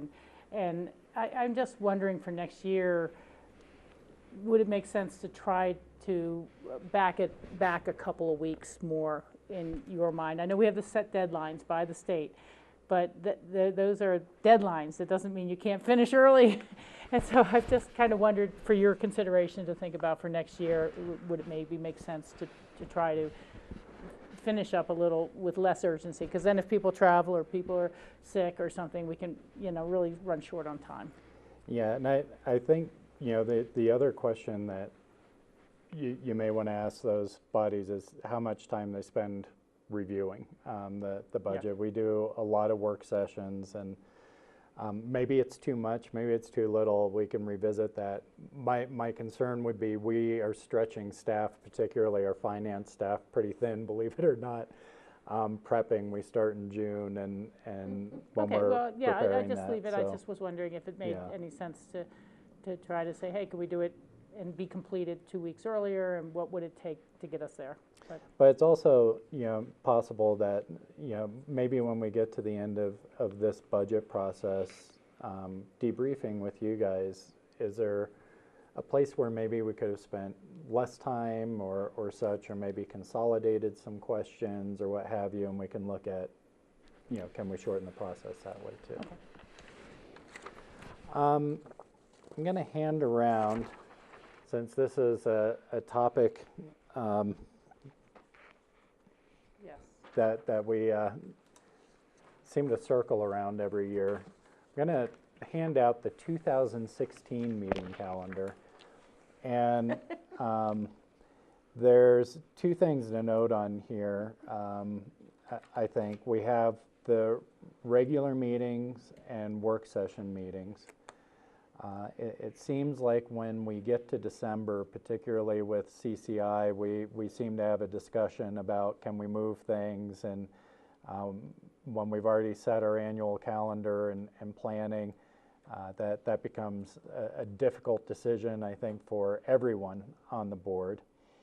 And so one, I think, potential solution to that, although Rachel, it would not necessarily address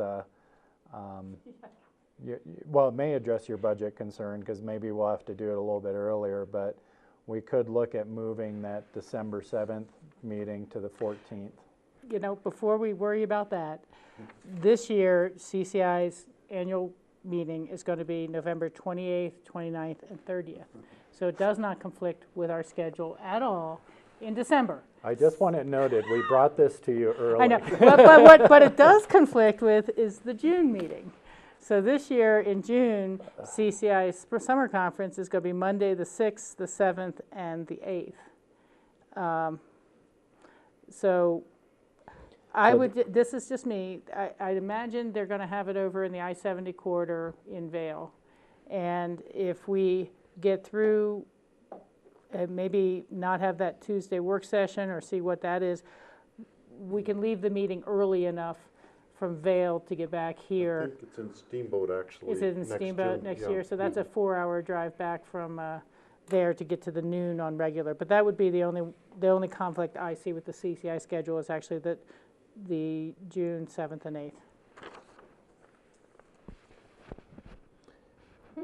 So you can go ahead without us, or one of us will stay. I know I'm chair next year, but I also have those obligations with CCI. So maybe Steve could chair that meeting, or whoever's going to be my vice chair next year. I'm not sure. We looked at that. Maybe George. We're looking at the rotation.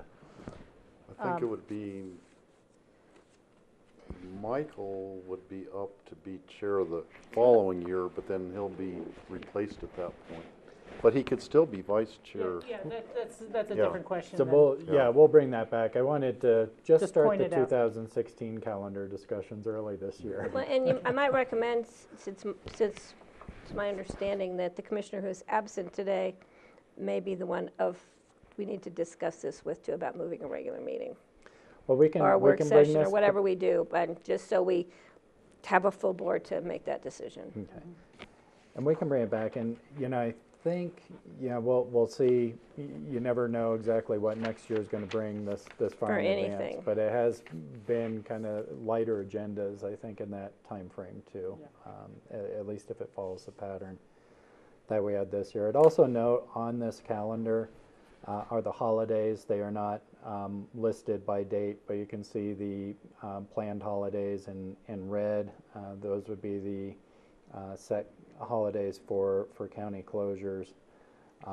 And then we can bring back the discussion of the June meeting. We will not discuss the December meeting, just to be clear. Yeah, and I would just note that in June, staff is going to be relocated. Potentially.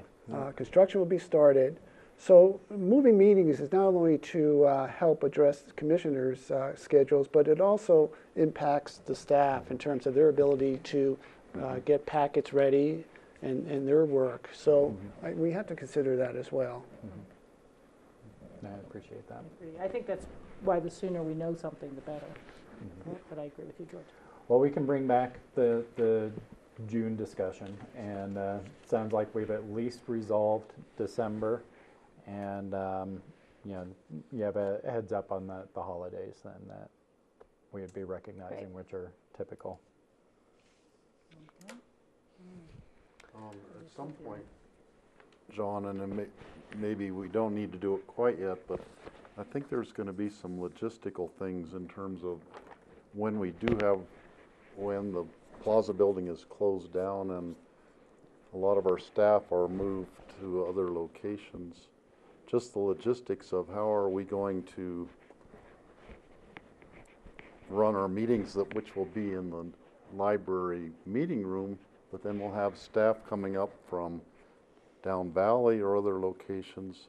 And then there's also will be the problem of the chairman signing documents, which if Jeanette were operating down valley and you're living up here, or is she going to be working out of the clerk's office up here in the temporary location?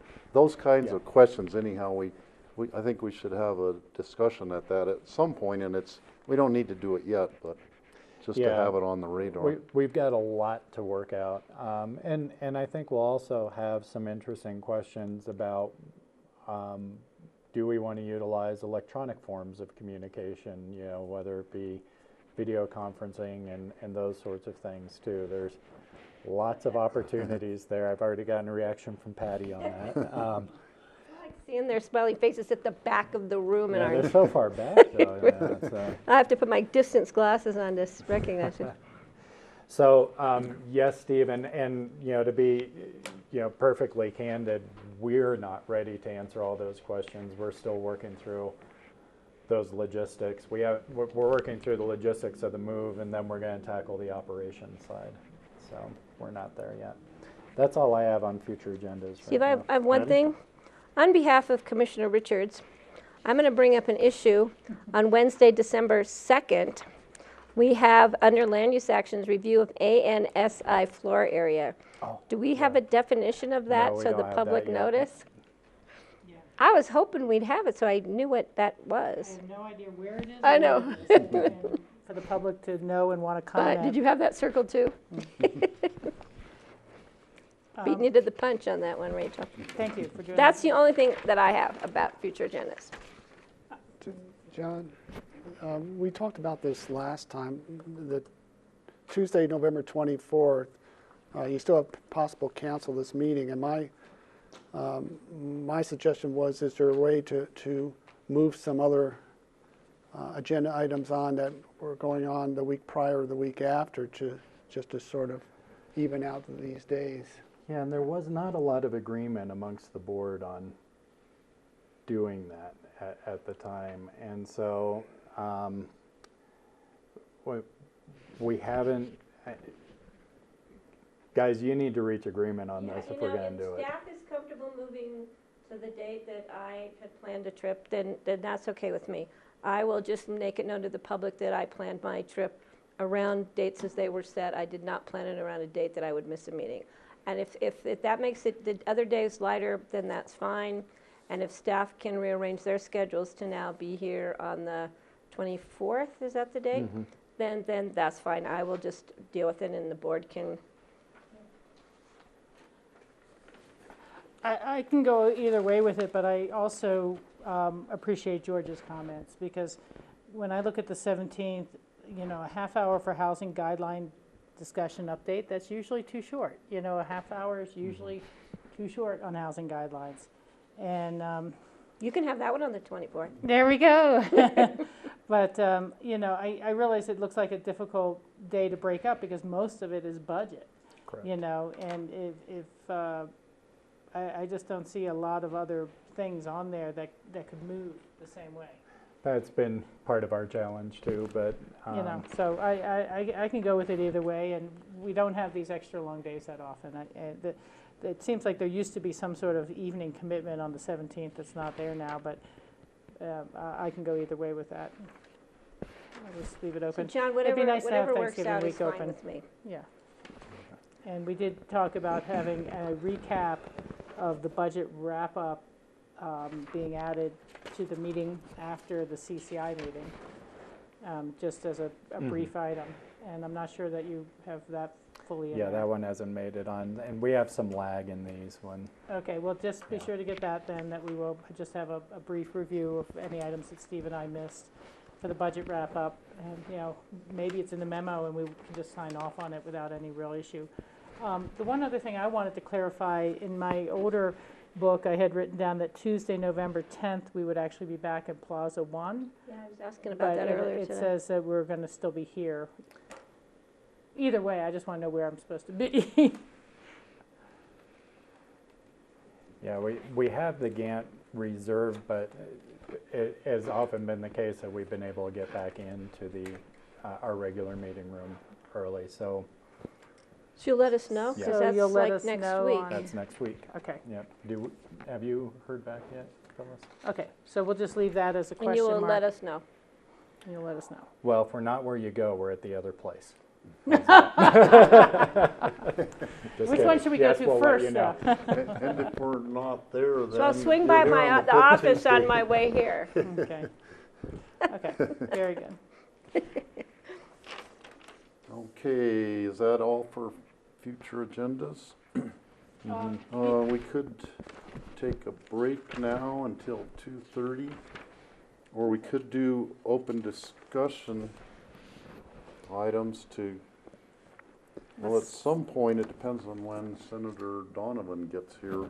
Yeah, we've got some folks who, and we could, I know we're prepped for one open discussion item here that we could tackle, and I think we're waiting for some folks on other open discussion items, but if it's the board's pleasure, we could move forward with I would that. like to at least cut through the one we're prepared for now, and then, you know, really just take more of a Then we'll take shorter a, break. yeah, Okay. let's do that, so we don't keep John maybe enjoys being over here and doing something different for a change. but-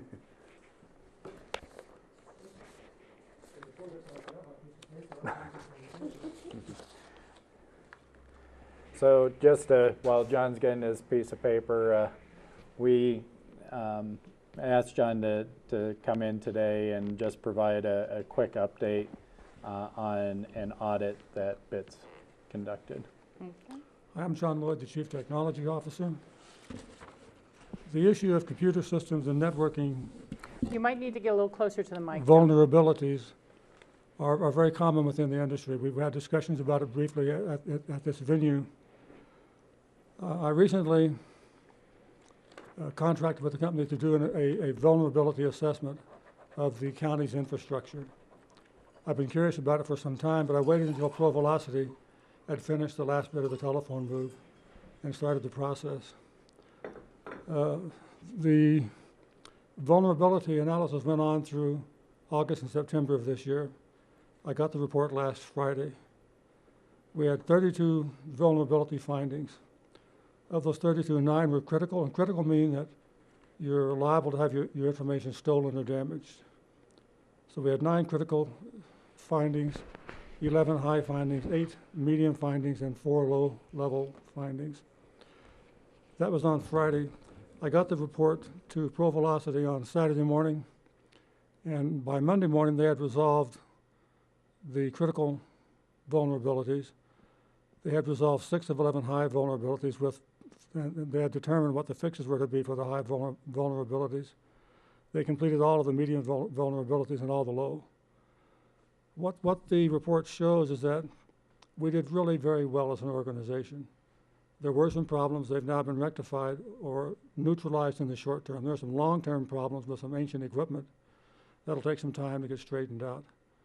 But in the short run, we are a much more secure organization now than we were a week ago. I've got a complete report and an excerpt of that complete report, taking out all the technical. The reason why I didn't bring the report is that people could see where our vulnerabilities were. And we don't want to propagate vectors of attack by making that public knowledge. But I've got the complete report in case you're interested in that, and I've got an abstract that takes out the technical and talks about the operational components. But overall, we scored very well. So. Rachel? Yeah, let me ask, you know, as we've separated from the city of Aspen, but yet we still work with them very closely on any number of issues. I'm just not sure of this through the computer systems and our, you know, information technology. Is there possibilities that there might be vulnerabilities from their portals into our system, or through our interconnectivity? Is that part of what they corrected, or do we need to share this with the city IT, I guess is what I'm saying, to say we just found this, and because we are emailing back and forth and doing things back and forth all the time, are there measures we need to branch out to some of our partners? The answer is no. Okay. Our separation from the city is almost completely absolute. Mm-hmm. They run their networks and their operations, we run ours, and we contract to use portions of their networks. It's an interesting item. The city has an RFP out for this very same kind of an assessment. Nice. So that's going on. So that will give us a second outside perspective on any potential critical issues that we might have with the city, with the remnants of the city network. Okay. Great. Thank you very much for that. Other questions, observations? Are the corrections that were made, or the fixes, are they permanent fixes, or are they Yes. things that will have to be reviewed every few months to make sure that we don't have any new vulnerabilities? Well, that goes on all the time. ProVelocity provides real-time, full-time malware, I guess, observation and reporting. One example, the clandestine agents that we hired showed up in town, and they found an unsecured port in the wall. They plugged into it, and they were able to access our network. So these kinds of things, you know, are particularly dangerous, and that was one of the things that they found and corrected. You know, we have 32 vulnerabilities here. There are literally tens of thousands of vulnerabilities. We only had 32 of those tens of thousands. So again, it's a good thing to find out. I was very pleased with the status of the security. I'm just delighted to hear this, because you know it's something I brought back after listening to some of the presentations at the Western Interstate region, and that's just great. Well, Appreciate good. it. Thank you. And, you know, well, not necessarily the direct result of this. We'll also be looking at changes to how we manage mobile devices. That's another area where we can have vulnerabilities. If, you know, we have, for example, I'm using a personal device right now that IT isn't able to update with whatever security measures, antivirus measures and such. So if I'm accessing networks through my personal device, that creates vulnerabilities. So we're going to be looking at some policy changes and such there. So we're really trying to tighten up, you know, we're identify where we need to tighten up and taking steps to do that across the board. So that may affect you if you're using a personal device too. Well, I have a question then, because I'm talking with Phyllis, because I use my personal device, but as an elected, there's some things that come through that are political that I work on, which would not be appropriate for me to do on a county-owned device, because I couldn't use county property for specific political issues. I do not use my personal device to do email or anything like that. I just use it for phone and text. So I think that needs to be part of the discussion, because I don't want to carry two phones. Yeah, I don't want to have to carry a personal phone and a county phone. And that is probably going to be the solution for staff at a lot of levels because of those vulnerabilities and inability to access. So we'll have that discussion. That's been a ongoing discussion for exactly reasons you're raising. George, you look like you have a question, or you No, want to make a crack it about didn't seem to something. be a problem for Hillary. Carrying 10-5. Yeah, I don't want to do that. I don't want to I do that. just I want to have wanted- people to be able to contact me directly, not me having to fiddle around with technology. I need to be available to the public for whatever reason the public wants to contact me. I took a page out of Hillary's playbook, and I used to have my personal and my county emails were merged, and now I have them separated, so I can look up the county emails in a separate location real quickly and easily. I don't anticipate the problems that Hillary has had, but I don't know anything about that, and I don't think I want to. All right, I think that right now, until we have other staff available, it's all I've got on discussion items for you. let's take a We had an 8-minute break. break. Do we not have any open discussion on board level? I think we're going to come back to it. Yeah, we still have we'll have open discussion When? after Facilities and recycle? after Okay. recycle and after.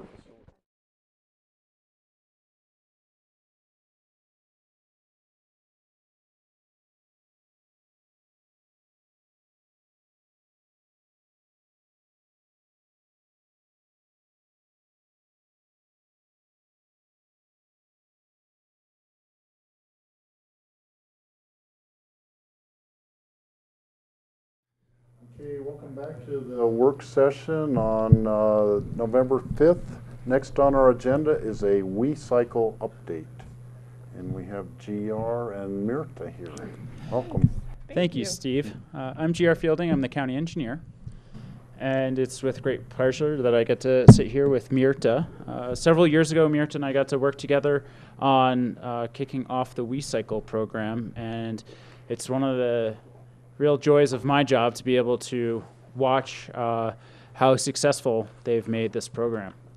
And I'm also really excited for this presentation too, because Mirta gets to talk to you guys about some of the future plans for WeCycle. And you know, these are things that we started talking about before WeCycle even started to happen, when we were still talking about which type of bicycle and which type of this and that to start using. And the connectivity that this provides for our community is really awesome amenity as the last mile from transit.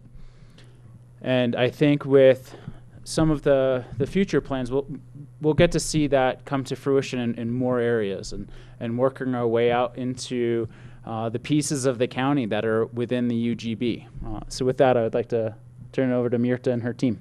Thank you, GR, and thanks for all your support. It was years ago that this got rolling, and now, look, we are on a snowy day with our 3rd season just coming to a close, and this WeCycle program has come to fruition thanks to tremendous support, including yours, and to that of a team that works tirelessly throughout the summer to make sure that bikes are where they need to be, that they're safe, that they're reliable, and that we're educating the community as to how to use bike share and how to integrate it into your lives. And so I'd like to introduce Carol Lovering, Dan Pearl, and John Barker, who are with us with the WeCycle team and who have done an extraordinary job this year in making this program a success. And you've seen them all balancing on bikes, speaking with customers, helping you perhaps with your passes, and helping us start to make this a real movement that we can all be part of. So thank you all very much for your support.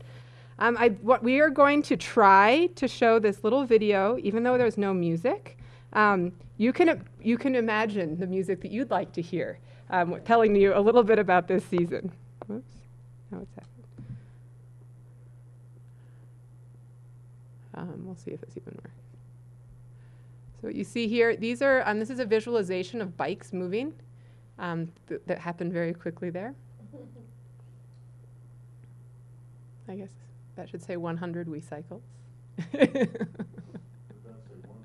It said 100, yeah. And that's 2,600 WeCyclers collectively pedaled around the world 1.5 times this year, with an average of 120 average rides per day.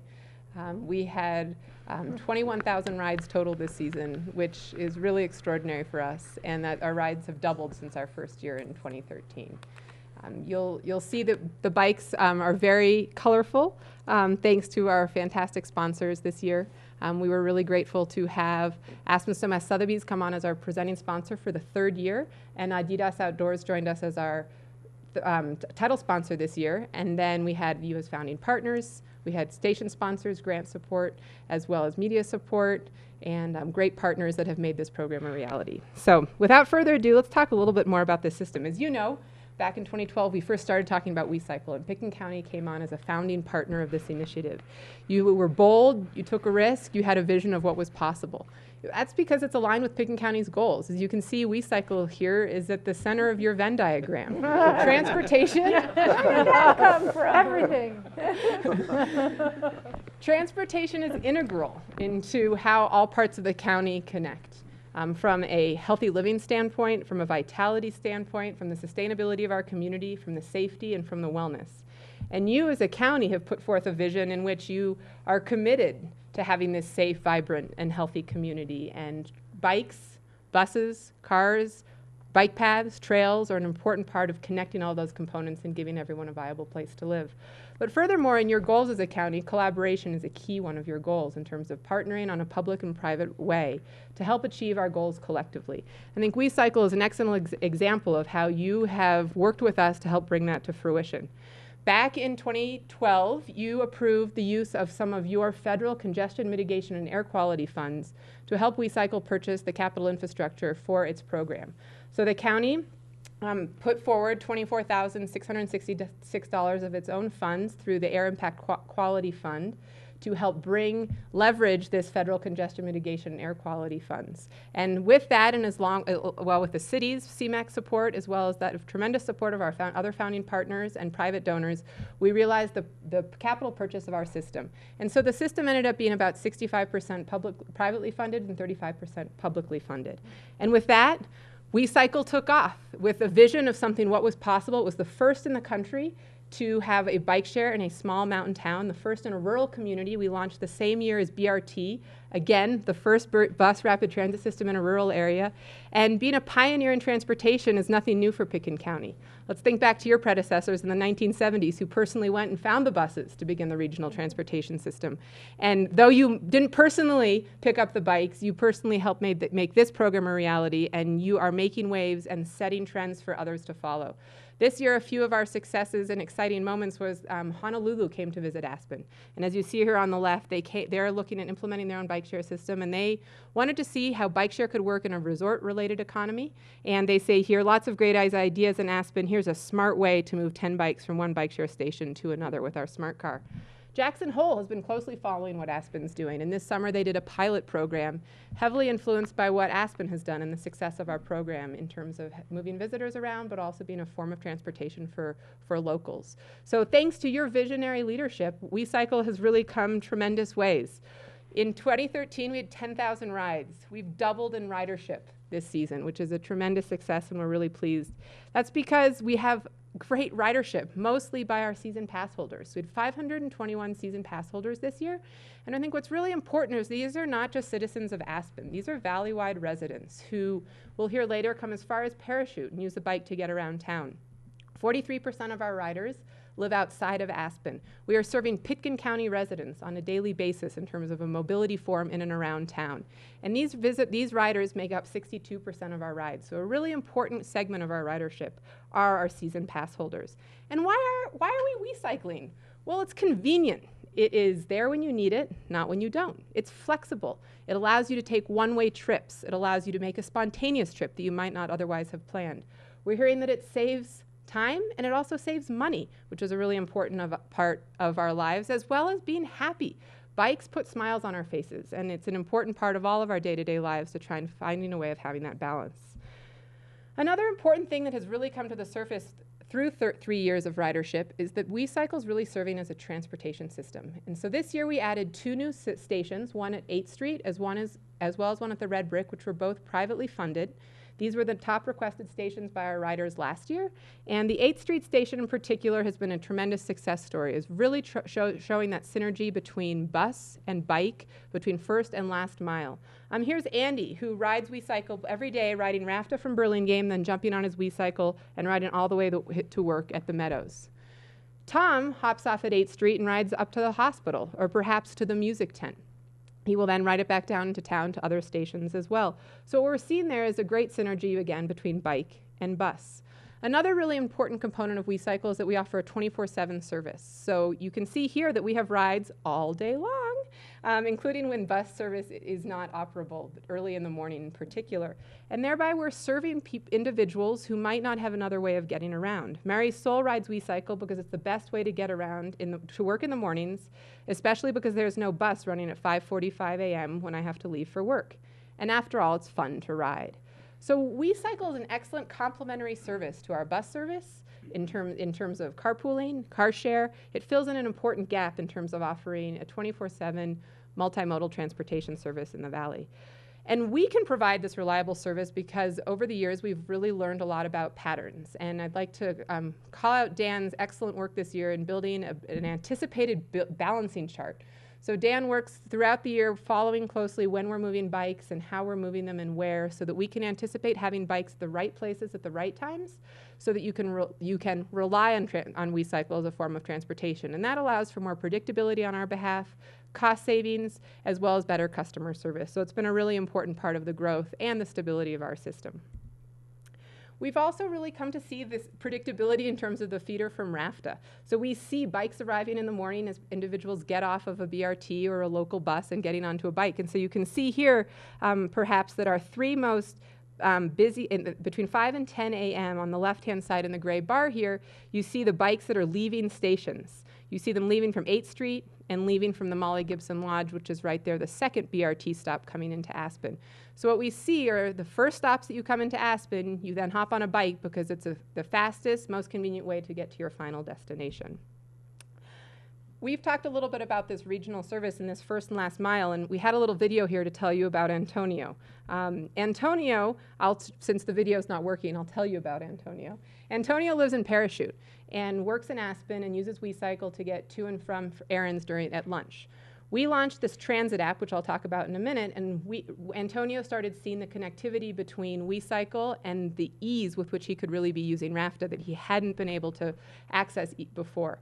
And so Antonio started using transit app, and all of a sudden he realized that he could easily drive his car to Rifle, get on a bus from Rifle to Glenwood, transfer in Glenwood, get on a BRT, come all the way up to Aspen, get on a WeCycle for the last component of his ride. So thanks to technology, for some, accessing public transportation in a new way, Antonio is no longer driving from Parachute every day. That is an important one car off the road, long distance haul, and those are the goals that we're seeking to achieve in collaboration with you and with RAFTA in reducing the long haul trips that are coming into and out of Aspen. So let me tell you a little bit more about Transit App. For those of you who have used it, it's very exciting. We really see that through WeCycle, we've brought a very exciting innovation to the Roaring Fork Valley, thanks to our partners. PBSC Urban Solutions is a Canadian-based manufacturer who manufactures our equipment. And Transit App is again, a Canadian application that is operating in 100 cities. They have millions of users worldwide in which you can plan your transit route. But what was really exciting is they understood that bike share had not yet been integrated into these online transit planning tools. Google is an example of those. And so they wanted to test and pioneer bike share integration through this application. And so they partnered with WeCycle as the first in the country to be able, or North America, I should say, to be able to debut this feature. And we worked with RAFTA in terms of getting live RAFTA data in order to be able to show that seamless connection. So here's a quick snapshot of what it looks like. On the left here, when you log in, your location appears, as well as all the WeCycle stations, and then it shows you at that moment in time what buses are available.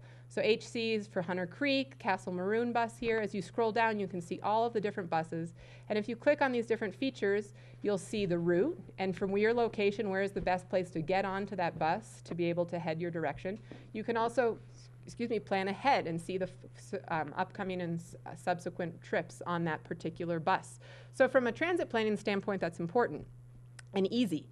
But what you can then do is you can then click on one of the WeCycle stations and you can purchase a pass, which is a very quick sign-up process in which you put your name, phone number, put in your credit card information, and then you receive this code, which you type into the dock to the left of the bike. And what's so important about this is that it reduces one of the barriers of entry of either having to go through the kiosk or having to go and get a pass physically from us. And so that is one more way in which we're facilitating individuals using different forms of transportation, but seamlessly together. And so what this will show is that you can plan your route and integrate multiple modes of transportation through one application. And so while here you can plan your route from somewhere in Basalt up to the Aspen Institute. You can decide when you need to go. It'll tell you which buses to take. And then within the coming months, it will also tell you the fastest way to avoid this 6-minute walk or 12-minute walk would be to hop on a bicycle, and you'll be able to get that faster. So WeCycle, in partnership with our international partners, is able to bring some very cutting-edge, forward-thinking technology to our integrations at a valley-wide level. And that's really where we start to make a valley-wide system really starts to make sense. And so I'd like to talk a little bit about what WeCycle is anticipating moving forward. So after 3 years here in Aspen, we're hearing more and more. WeCycle works great in Aspen, but I wish I had it so I could start my day on a WeCycle as well. And so the vision would be that someday we have a valley-wide system of long haul served by RAFTA and the first and last mile served by WeCycle. Again, with one pass, and ideally, down the road, it will be through one application so that we're doing one consistent form of messaging. So what might this look like? It wouldn't be new. There are regional systems nationwide that are very successful that give this long-haul, short, first, last mile integration. And so we'd be looking to other models in terms of our local implementation. And our riders have said to us, we'll use this. 78% would ride WeCycle in other towns in the Roaring Fork Valley, and 85% would be more inclined to ride RAFTA if one had access to WeCycle at either end. And that's really important in terms of achieving our mission being to increase RAFTA and WeCycle ridership hand in hand, and thereby to reduce single occupancy vehicles on Highway 82, which we know, particularly in PitkinCounty, is not a pleasant arrival experience into Pitkin County. That one arrives in Pitkin County at the urban growth boundary, more often than not, to gridlock. And that's not the Pitkin County arrival experience that we as Pitkin County not only want to portray to visitors, but to our residents that we want to, we would like to represent something different modes of getting in on a more expedient way. And so the idea would be, as we begin to look forward for WeCycle, is how we can create this first last mile in other areas. So the ABC would be an excellent area we've been hearing for bike share. You could have a station at the airport, the BRT stop in the North 40 area, CMC, in the residential and commercial areas of ABC, thereby again facilitating access to BRT or to RAFTA. Another great location would be Buttermilk, thereby serving Snowmass, Burlingame connectivity, a park and ride opportunity. These are great ways in which, for the investment of a station, we can thereby further the investment we've already made into the long-haul service of RAFTA, into our roads and infrastructure, by adding the connectivity with bikes. So we'd be anticipating, hopefully in 2017, to be exploring the implementation and thereby hopefully changing the paradigm of what it looks like to arrive in Pitkin County. I think the other thing I'd like to mention there is the WOMP, which you've recently adopted, really emphasizes the importance of transportation at the entrance to Pitkin County and the integration with the city of Aspen. And so this would be a great way to help realize some of those goals as envisioned through the WOMP. Valley-wide, as we would start to look into 2016 to 2018, again, you'd see a system in Basalt, hopefully Elgibel, Carbondale, and Glenwood areas. And a system such as this scale valley-wide would really be contingent on significant public and private partnerships and looking for a model that would work valley-wide. So what would those look like, and why would these communities, would bike share be valuable to our various communities in the Roaring Fork Valley? In Basalt and Willits, we're anticipating and would love to see WeCycle be implemented in 2016, and with the goal of connecting to the BRTs to thereby increase RAFTA utilization. In Carbondale, perhaps in 2017, 2018, would again be to facilitate access to the BRTs and the park and ride and reduce the pressure on some of the circulators, which can be very costly, capital intensive, and operationally expensive as well. And in Glenwood, perhaps in 2017, the goal would be to facilitate the Grand Avenue Bridge closure by providing bicycles for that 90-day period in which the bridge will be closed, and hopefully opening prior to that closure to begin to create the pattern of using a bike to get around and to get from one side of the bridge to the other. So there are a lot of wonderful opportunities and synergies, but I'd like to focus for a few minutes on the one that perhaps is most compelling, because perhaps the soonest in terms of implementation. In August, the Basalt Town Council resolved that they wanted to support establishing WeCycle as Basalt's first public transportation system, as it's aligned with Basalt's goals. Basalt really sees the need to serve the regional corridor with bikes in terms of their community. And so we've begun to investigate what that would look like. So here you would see perhaps 5 stations in Basalt, and we'll walk through them quickly: a Midland Avenue area, the RMI area, the Library Post Office vicinity, Park and Ride, and then the Elk Run Albany Park. So we anticipated 5 stations all on the north side of the road, intentionally because the underpass has not yet been implemented, and we would like to see the bikes kept on the north side of the road at this point in time. So how could these perhaps be used? 85% of our WeCyclers use WeCycle in conjunction with RAFTA. So one could get off the bus at the Park and Ride to RMI and back. 92% of our riders already use public transportation. So there's a very great synergy there. Furthermore, perhaps you live in the Elk Run Albany Park area and you want to commute to work on a bike. Well, you can pick up a WeCycle in the Albany Park area, ride to the Park and Ride, but let's say you get a ride home with someone that evening, or you're not coming home till later, or perhaps you're going to a different destination. You don't have to remember that your bike is here at the Park and Ride. You can take it for a one-way trip, which is really important. For quick errands in and around town, 90% of our riders say that they use WeCycle for errands and for shopping. And many, 46%, use it to avoid parking. So a great way to get from the downtown area over to the post office and library for errands at lunch. WeCycle also allows spontaneous trips, and perhaps trips that wouldn't have happened otherwise. So maybe you live in the Elk Run area, you could stop at Cafe Bernard's for a quick cup of coffee on your way to work, and then you can zip over to the Park and Ride, which is a trip you might not have taken in a car because there wouldn't have been parking places and it would have taken a longer period of time. So we're again facilitating access to the downtown core also in terms of commerce. What would it look like in the Willits area in unincorporated Eagle County? A little different. Anticipating a station in the Elgibel Road area, Crawford Park, again at the heavily used Park and Ride that is oversaturated currently, as well as in Willits Town Center area. And then again, you'll sip over again Willits Town Center. We're just vertical here, so it's the same station. And then in the Sopris Meadows area. You might live in Sopris Meadows and say, well, I already have a bike, but you don't want to take your very expensive mountain bike and leave it in front of Whole Foods while you're parked during the day to go to work. So you'd ride WeCycle to get to and from Willits Town Center and hop on the BRT. So that's just one example of how bike share could work effectively in Willits. Another important component of looking valley-wide is to diversify our ridership. We launched the Movimiento in BC program this year thanks to a partnership from the New Belgium Brewing Company as well as from the Thrift Shop.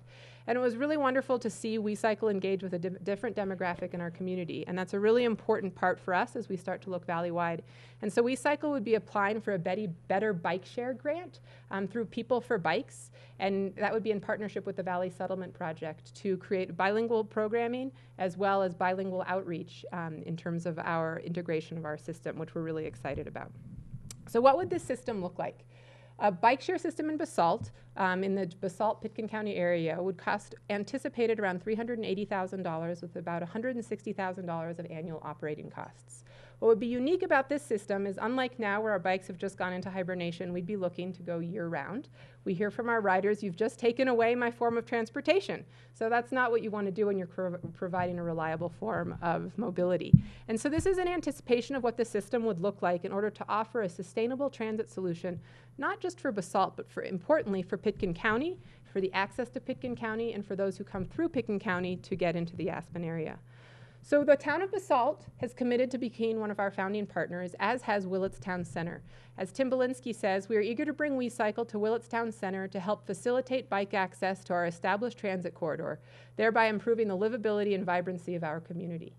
So we'd like to invite you, Pitkin County, to be part of our founding partners at in the Basalt-Willits system as well. Our other possible partners would be Pitkin County today, RAFTA, Eagle County, and perhaps Rocky Mountain Institute. In order to implement this system by Earth Day of 2016, which is Basalt's goal, we would need to move rather expediently in order to purchase the system in early January so that we can have the infrastructure on the ground. And this would require collaboration between both public partners as well as private partners, which is something that we're really committed to doing, and hopefully have proven that we are able to do so. So perhaps Pitkin County would love to invite you to think about making a contribution as a founding partner to a station in the Basalt-Pitkin County system, along with the important contribution of annual operating costs to help make the system viable. And as I've said, a public-private partnership has been a really important part of what we've done from the beginning. And so I just wanted to give you a quick little snapshot into what the WeCycle looks like up here in Aspen. Our 2015 budget was $238,000. And what's really exciting is 42% of our budget will be coming from sponsorship. So we've shown that we work very well with private partners, and we would be looking to implement a similar model as we go valley-wide, in which sponsors, private donors, as well as the public sector participate in making the system viable over the long term. Our presenting sponsors again this year were Aspen, Snowmass, Sotheby's, and Adidas, who played an important component in our success and in terms of our viability. And we know that in order to retain private partners, we also need to make sure that we have our public partners engaged over the long term as well. And so as WeCycle starts to look for a long-term viable solution in terms of its funding, we're looking to really emphasize the public-private partnership component and strive for a model in which 1/3 of our annual revenue comes from sponsorship, private donations, and grants, 1/3 from public funding and public grants, as well as 1/3 from past generated and other forms of income. And we think that this would lead to a very sustainable model in which we are serving the public with a first last mile solution and connectivity to the transit corridor. And we really hope that Pitkin County will continue the fantastic support and partnership that you've provided to date in making us successful. We wouldn't be here without you, and that together we are being part of regional solutions. And let's continue to do that together, because we know that everyone comes through Pitkin County to go either direction, and that regional planning doesn't take place with one tool or one solution, but through collective, much like the hub of a bike. We have a lot of different spokes that collectively make us roll. So thank you so much for your attention, and look forward to answering all your questions, hopefully. George. I only have 15 minutes. Mirta, you complimented us early on, but I really have to compliment you. You're the one that brought this vision and this leadership to make this come to fruition. So I really compliment you and thank you. Thank you. Thank you very much. A couple questions. One for GR. What's the status of any leftover CMAQ funds from our purchase of the e-cars? I think that we don't have anything substantial from that last CMAQ round left over from the electric vehicles. We are starting to talk about what our next CMAQ round will look like, and so we're starting to gather that data right now. Mirta, are we currently providing any operating monies for you, or was it just capital? So last year, so in 2015 this year, so in 2014, WeCycle applied to the Healthy Communities Fund, and that was for funding for 2015, and so the Healthy Communities Fund provided WeCycle with a $2,000 grant that we used for outreach. For outreach, but what you're asking today is a capital investment of $40,000 and then an ongoing operating cost of about $15,000? Between 5 and 10,000. Between 5 and 10. And this really comes from what we've really learned from our system is the operating costs of our system are real.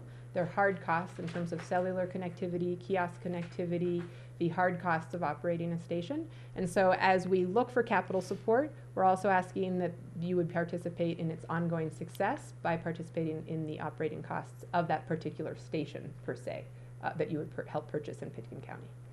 For perpetuity? As on an annual basis. That's, yes.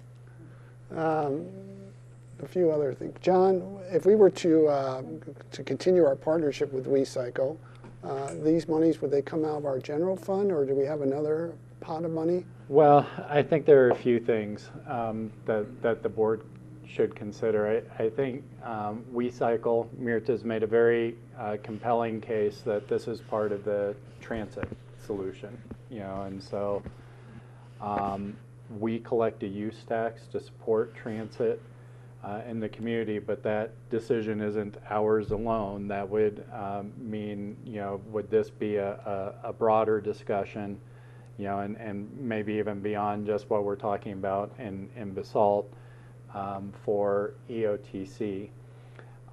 Absent that kind of solution for EOTC or use tax funds that are associated with transit, this capital, we could look at future allocations out of future CMAQ dollars, which come every other year. The board's had discussions about different potential uses for those funds. We'd need to settle on what we would want to dedicate those funds, and we get those every other year. Is that right? And our next allocation, GR, is I'm I'm just, not sure I'm sorry. because the whole, last year, Highway the, bill has not been funded fully yet and approved. There's a few complications there. Yeah. So, absent that opportunity then, so we'd have, I would encourage us to look at it as transit. I don't think funding through the Healthy Community Fund is sustainable operating long-term.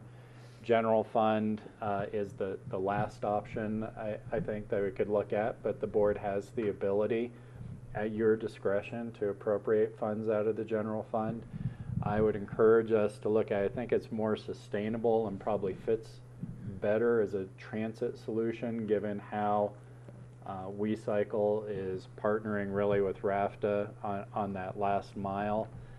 But that has some complications to it also, as you're aware, with getting our other partners to agree. So that was a very long answer. Yes, it could be general fund, but there are some other options that you could explore before that. You want to piggyback No. on that? Because I still have some more. Well, I guess only the small comment that we, of course, can't bind future boards. So, we could make a commitment as this board, but that doesn't mean that 2 years from now, someone would say no. Yeah, thanks, Rachel. Yeah, I'd be concerned about having this as a line item in our budget. I could certainly see partnering with a capital expense and see how different ways we can approach that in terms of sponsoring a station in Basalt. Mirta, you'd have to have sort of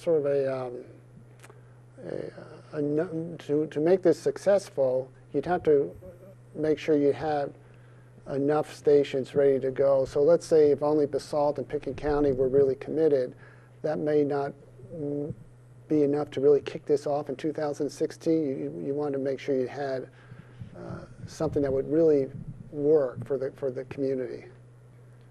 Correct, and I think similarly to what we did here in Aspen, where we ended up delaying so that we had a critical mass of stations, we would do the same in Basalt. And so the time frame really to do that would be in January. And at this point in time, we have made presentations to Eagle County, to RAFTA, as well as to RMI.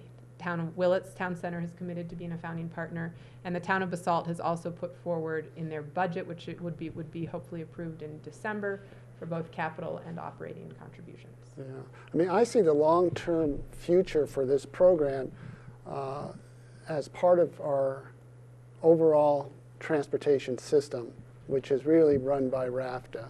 Because as you start to expand down valley, Basalt, Carbondale, Glenwood, who are all members of RAFTA, they start to see immediate benefits as well for their communities. And so it should be part of a transit system that perhaps RAFTA becomes a leader in that. And I think being able to offer WeCycle, specifically Mid-Valley and Down Valley, that provides those communities year-round operation, where here in Aspen we don't have that opportunity. So November, I rode WeCycle the last week of October to get here to the Gantt, and today I couldn't.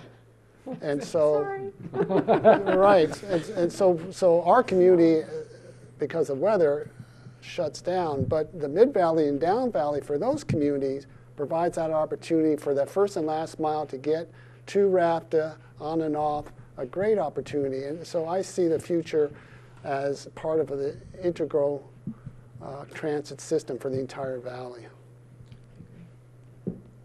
Rachel? Yeah, thank you, Steve. Well, a lot of small details and items. I would be very supportive of future CMAQ grants if the federal transportation bill passes. It still includes CMAQ grants. But we need to make sure we would budget for the local match. That was part of what was up there before. So it's a 20% or 10%? it's about a 20/80. Yeah, so, there is a commitment if we're even going to do that. That would be a general fund contribution as well. Again, I've already said you can't bind future boards. And I think there'd be a lot of details that you'd need to continue to work out, as you do a great job of. And one of those would be the issue of if there was a single RAFTA pass, what is the pass split revenue back to the two programs, and how do you sustain that? George is right. I think even with this potential expansion into Basalt, you would have, I would imagine, at least 3 members, Aspen, Snowmass, and Pitkin County, as being very supportive partners of that. But that is not a majority of that board. And it gets hard for other members of the board who, for various reasons, Snowmass, primarily the hilly terrain, is probably not a WeCycle location. It's probably not going to move into unless you start having these electric bikes that take people up and down hill. That you can't use on the bike trail, those ones. So there's some challenges there.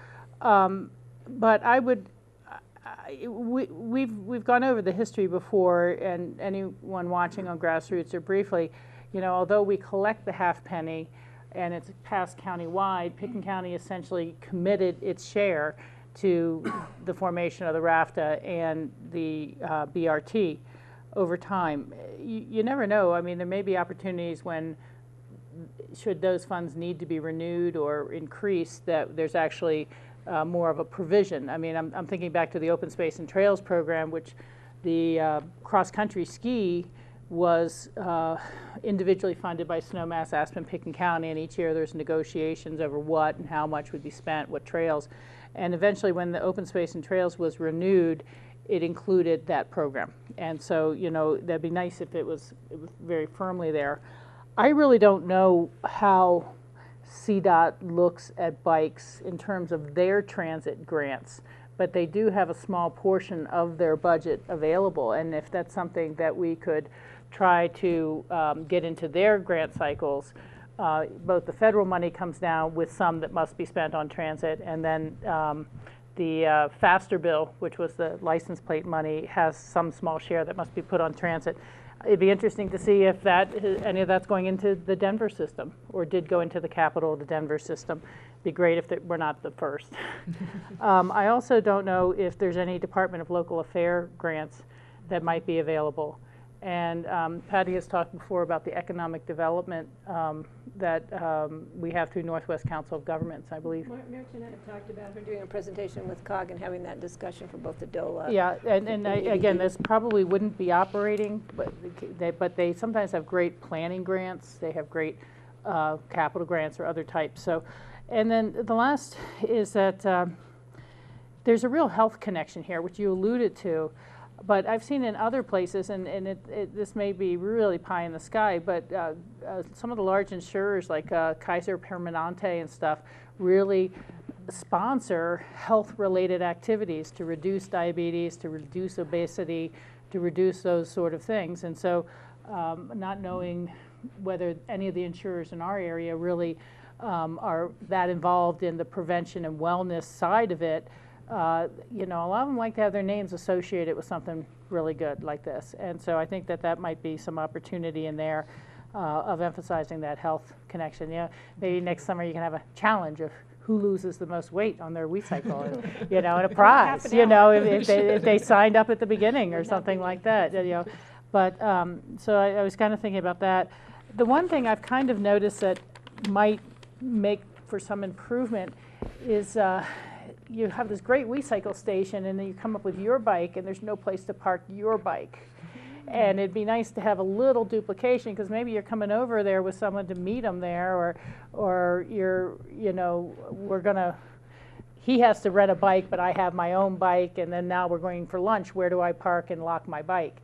And so I have noticed a little bit of that. I think it'd be nice if this was encouraging people's use of their private bikes as well, which it does by example. But, that way you get more utility out of the bikes you have in the station, and other people would, be joining the movement. So that's kind of the only thing I've seen for potential improvements. I can only give all of you as a team the compliments that George has given you, and you as well, Myrta. And I'd like to find ways to support this. And I could see us discussing some sort of grant for this year's budget, and maybe even in a 2-year cycle, because it will be mostly the same board working on those issues for the next 2 years. But I understand what George is saying about not a line item into the 10-year program. And it's just, I think it is something that we created a regional approach to fund a mass transit system. The backbone is buses. it needs other pieces. That was known from the very beginning, whether it's relatively expensive collector, feeder services. I mean, Basalt had wanted a collector bus forever, since we first started talking about the RTA. And they don't really have a source for that either. So how to steadily move this into under the umbrella of a real transportation project is part of the issue. Thank you. Yeah, I have a thought. We're going to be moving our employees to Basalt for the relocation for our new facilities, not relocation, but temporary relocation, for our new facilities projects. I'm wondering if we can find savings within that budget to help sponsor a relocation, a recycle site. I mean, it would be perfect for our employees to be able to get off the bus at the park and ride in Basalt Avenue and Highway 82, grab a recycle, ride to the new office facility, and ride it back in the afternoon.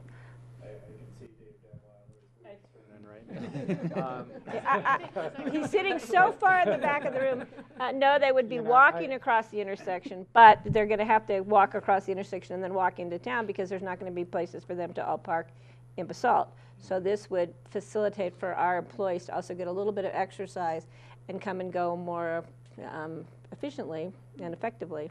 Well, and whether it's in that budget or not, there may be some synergy with what at least I'm hearing from the three of you about looking at a contribution during our move.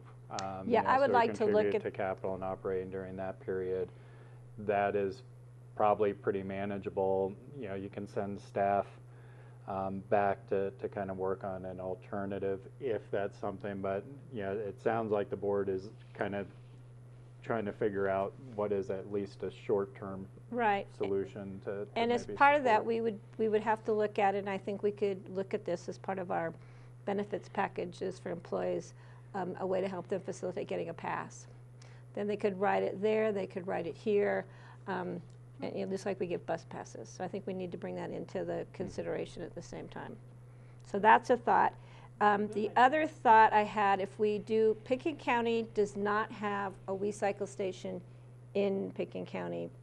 We have the one at Smuggler, but it is on Pitkin County land, but it is in the city of Aspen.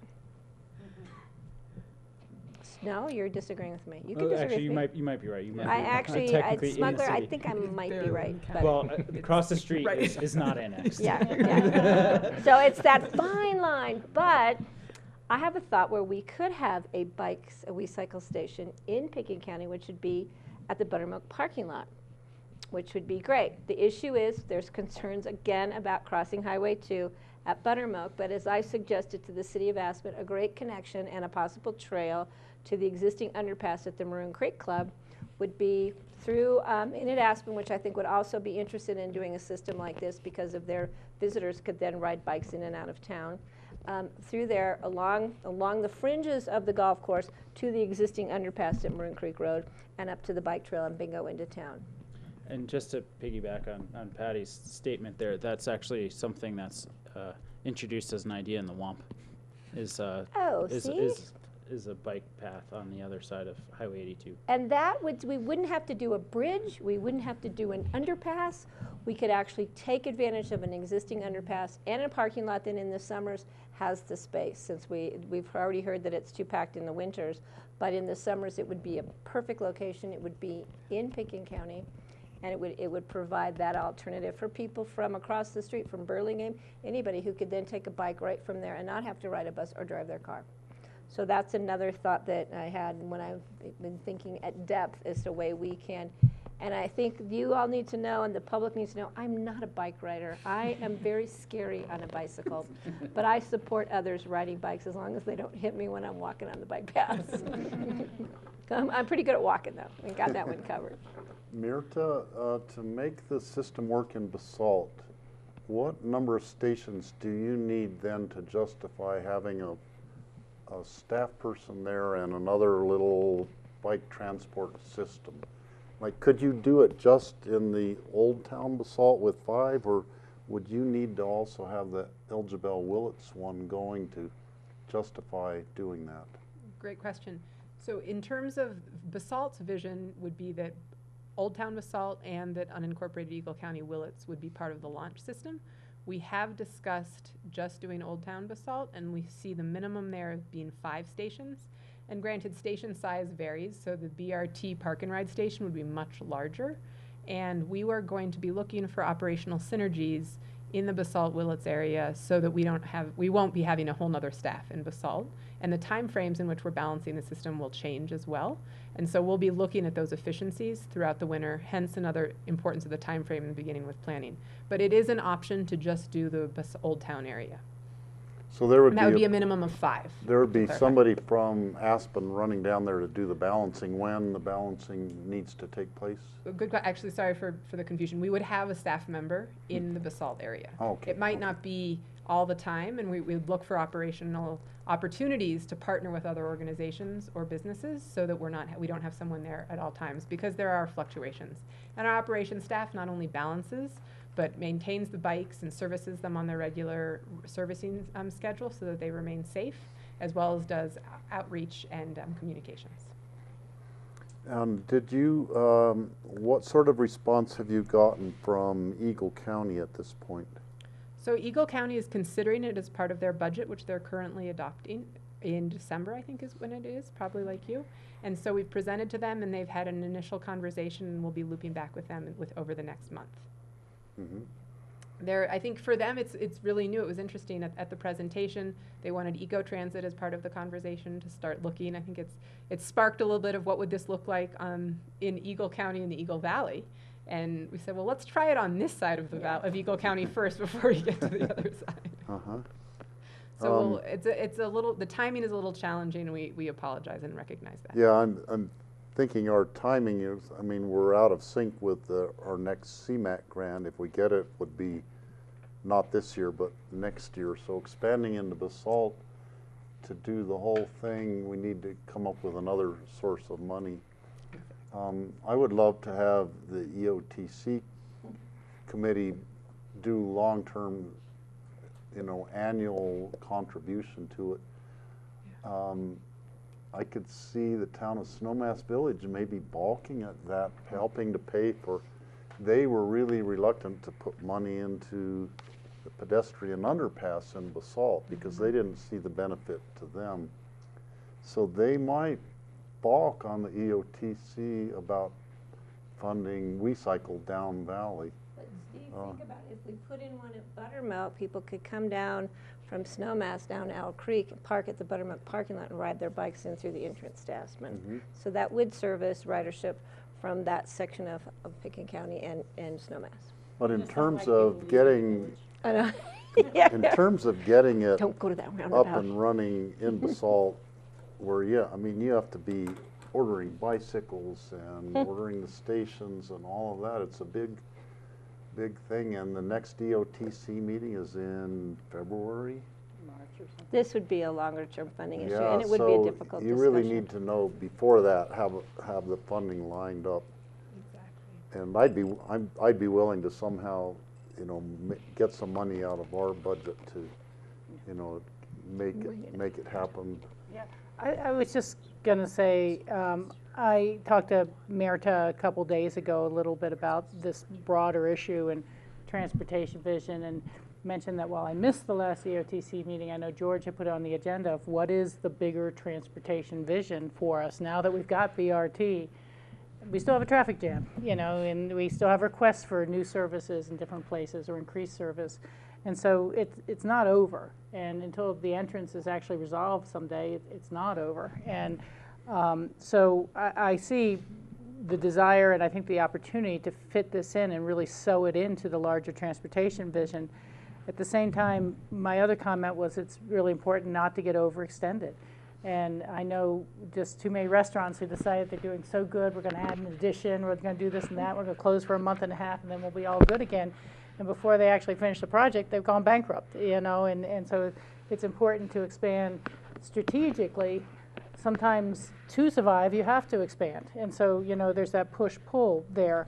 So I think I would certainly look to the idea of a capital grant of the $40,000 from our general fund this year and an operating grant of $7,500 this year. And then continue to move from there. But we would be making the commitment, and it wouldn't be something you could cash in on until the other funding partners and the program's truly going to launch next summer. But I think Patty's made an excellent comment about the connection to having all of our employees down there relatively soon, and that this could really ameliorate some of the parking and other problems associated with this. But I know our manager has a job of keeping our wish list items down in a way so that we have a very healthy general fund, and we do have, as everyone will acknowledge, some real expenses coming forward. And until we actually have the architectural drawings and go out to bid, we're not even entirely sure of what our project will cost. We have an idea, but it's hard to make that sort of commitment. But those are kind of my thoughts on it. Basalt is half Aspen, half PitkinCounty, half Eagle, maybe even a little more than half Eagle, but they're certainly our partners in transportation. I don't know how other board members would feel about that suggestion. I agree. I think we need to just figure out the financial end of it, and I'm looking right at the county manager, and I think he's written it down on his list of to-dos that we've given him today. I remember when we were discussing getting the electric cars, and Michael Owsley said he was opposed to getting the electric cars. He said, let's put all the money into WeCycle instead, is what he said, if I remember. Or other things. He had a whole or list something. of That those. was the first, I think, on his list, though, was when he buy a bought his bunch of bicycles. So he's not here to speak for himself, but that shows his sentiment. I think Rachel raises a really good point in terms of the sustainability of a program down in Basalt. Not only for the capital expenditures in terms of the stations, but the ongoing operating expenses. And as I said, I'm not going to support a line item, but it raises a question in terms of the commitment for Basalt, or if you get Eagle County, or even those private parties to participate. So I'm not sure how your current budget works in terms of how you address operating costs. Is it now basically just from ridership, or are you getting a share of that from private now that all the capital has already been taken care of with your stations and your bikes? Great question. If you can look up here briefly, in terms of our operating budget, so for example, the Red Brick and 8th Street stations were new stations that were purchased this year, and those were completely privately funded. From an operational standpoint, 42% of our budget will be from sponsorship, so that's sponsorship on the bicycles, on the stations, and sponsorship of events and passes. We're anticipating about 25% of our budget will be from pass sales, which in terms of fare box recovery for rural transportation, that's very good. So we're really pleased with that and look to maintain that. This past year, 13% came from private donations and grants, that's about $30,000. 8% from a RAFTA grant, operating grant for nights and weekends. 5% from special events. 5% from trade and in kind, 1% from the city of Aspen through a nonprofit grant, and 1% from PitkinCounty. And so as we start to move that model towards Basalt, we've had a lot of learnings. This has been an unknown, uncharted territory for all of us. I think we're very pleased with the retention we've had with our sponsors, and private donors have shown incredible support, and the public sector has shown incredible support. So we're looking to start to plan as we move forward, and I think that's one of our goals, is the predictability of every season. And so we're asking for multi-year commitments on behalf of our sponsors. Pleased to say Adidas is coming back next year, which we're really excited about and can help us move forward. And so we're looking as we move forward to potentially plan, and this is what we're doing with the Basalt and any valley-wide expansion, would be looking for a 1/3, 1/3, 1/3 moving forward. And so that we know we will not open a system in Basalt unless there is also a commitment of capital, but also of a commitment of ongoing. And Basalt has indicated that, again, in their budget planning and in their draft budgets, that a portion of their contribution would go to capital as well as to operations, and they are anticipating that over a multi-year commitment. Okay, thanks. George, were you okay with my suggestion on some funding for 2015? Yes, I mean, I certainly support the capital, and I could see supporting this year some operating, and sort of see how that goes. And of course, we have to sort of see if there's the other partners that will come in to really make this successful.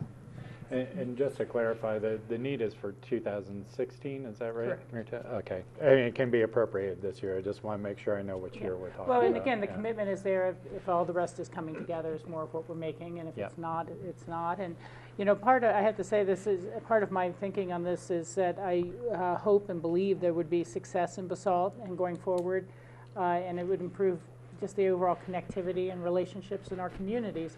But if for any reason it doesn't, it's something you can redeploy the stations, you know, and you can just enhance where you are already and develop more that way. So there is certainly a plan B on that expansion should there be issues. That's a great point. And I really appreciate that point, that it is an experiment, and we'll see. But we see that this first last mile connectivity is an important one. And I really appreciate your direction and all of your support of trying this and trying to make it happen. And I think it is important that we have those critical to have the other partners involved as well. And so perhaps we could check back in early January, depending on your level of comfort, and if John is able to kind of get back to us on if there's a way of making this commitment happen. We would check in early January, because your contribution will also help us leverage private contributions to make this system happen. And your leadership, it really it allowed us to make it happen with the Aspen system, and I'm confident it will do so in the Basalt Wheelet system as well. If that seems to be the sense of the board, then it would be my understanding you could say Pitkin County has made that commitment. Fantastic. We're just Thank simply you. not cutting the check until we know the project is really launching. That would be fantastic, and that would help tremendously. And I think, thank you very, very much, Yeah. and we'll report back and use your momentum to help build even more and get back to you by early January as to whether or not Right. that we are I have reached there. one other thought. One of the real pressing needs in the county is the raft of park and rides that are totally full, and they don't really have other spaces there. In Carbondale and Glenwood, this is an alternative, really low-cost solution that could be much more effective than RAFTA trying to scrounge around and find more parking places for cars. To have RAFTA put money into WeCycle as way less expensive than the other alternatives they're looking at. And Steve, So- we could always redeploy some equipment to solve the transportation issue for the top of Red Mountain. We would need e-bikes for that. We would need new bikes for that. Mirta was talking about different lighter bikes, maybe with Yeah. different gears for, Electric bikes definitely going somewhere up. like in Glenwood, which is, pretty big grunt going Yeah, uphill there. yeah. They would need a different type of bike there to make But it work. thanks, Mirta, you Thank you guys all all very do a much. great So, job. It's a great Thank you program. very Well, much, hopefully we'll report Mirta, and back, the rest of the and thank you all. WeCycle Yeah. team and GR Thanks, for GR, thanks. coming in Thank you. today. Thank you all very much. And We'll keep me report back posted. soon. Thank you very much. Let's see, I'm going to pull this out. Next time we'll have audio. in your new space. Thank you all very much.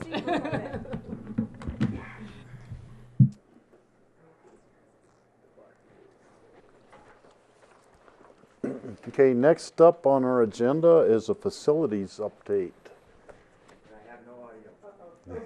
Oh. Does that mean you're not going to talk to us either?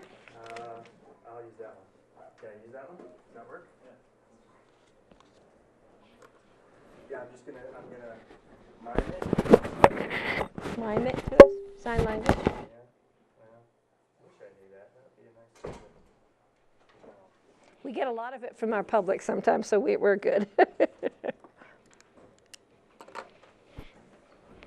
Everybody's leaving here. It is 3:27. We're on a break. Here comes Miss Donovan.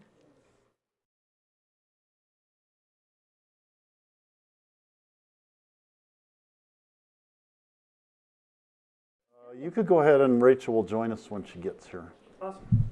Dave Detweiler, here to talk about facilities projects. So I'll try to be brief because I know we're behind. So first, an update on the library.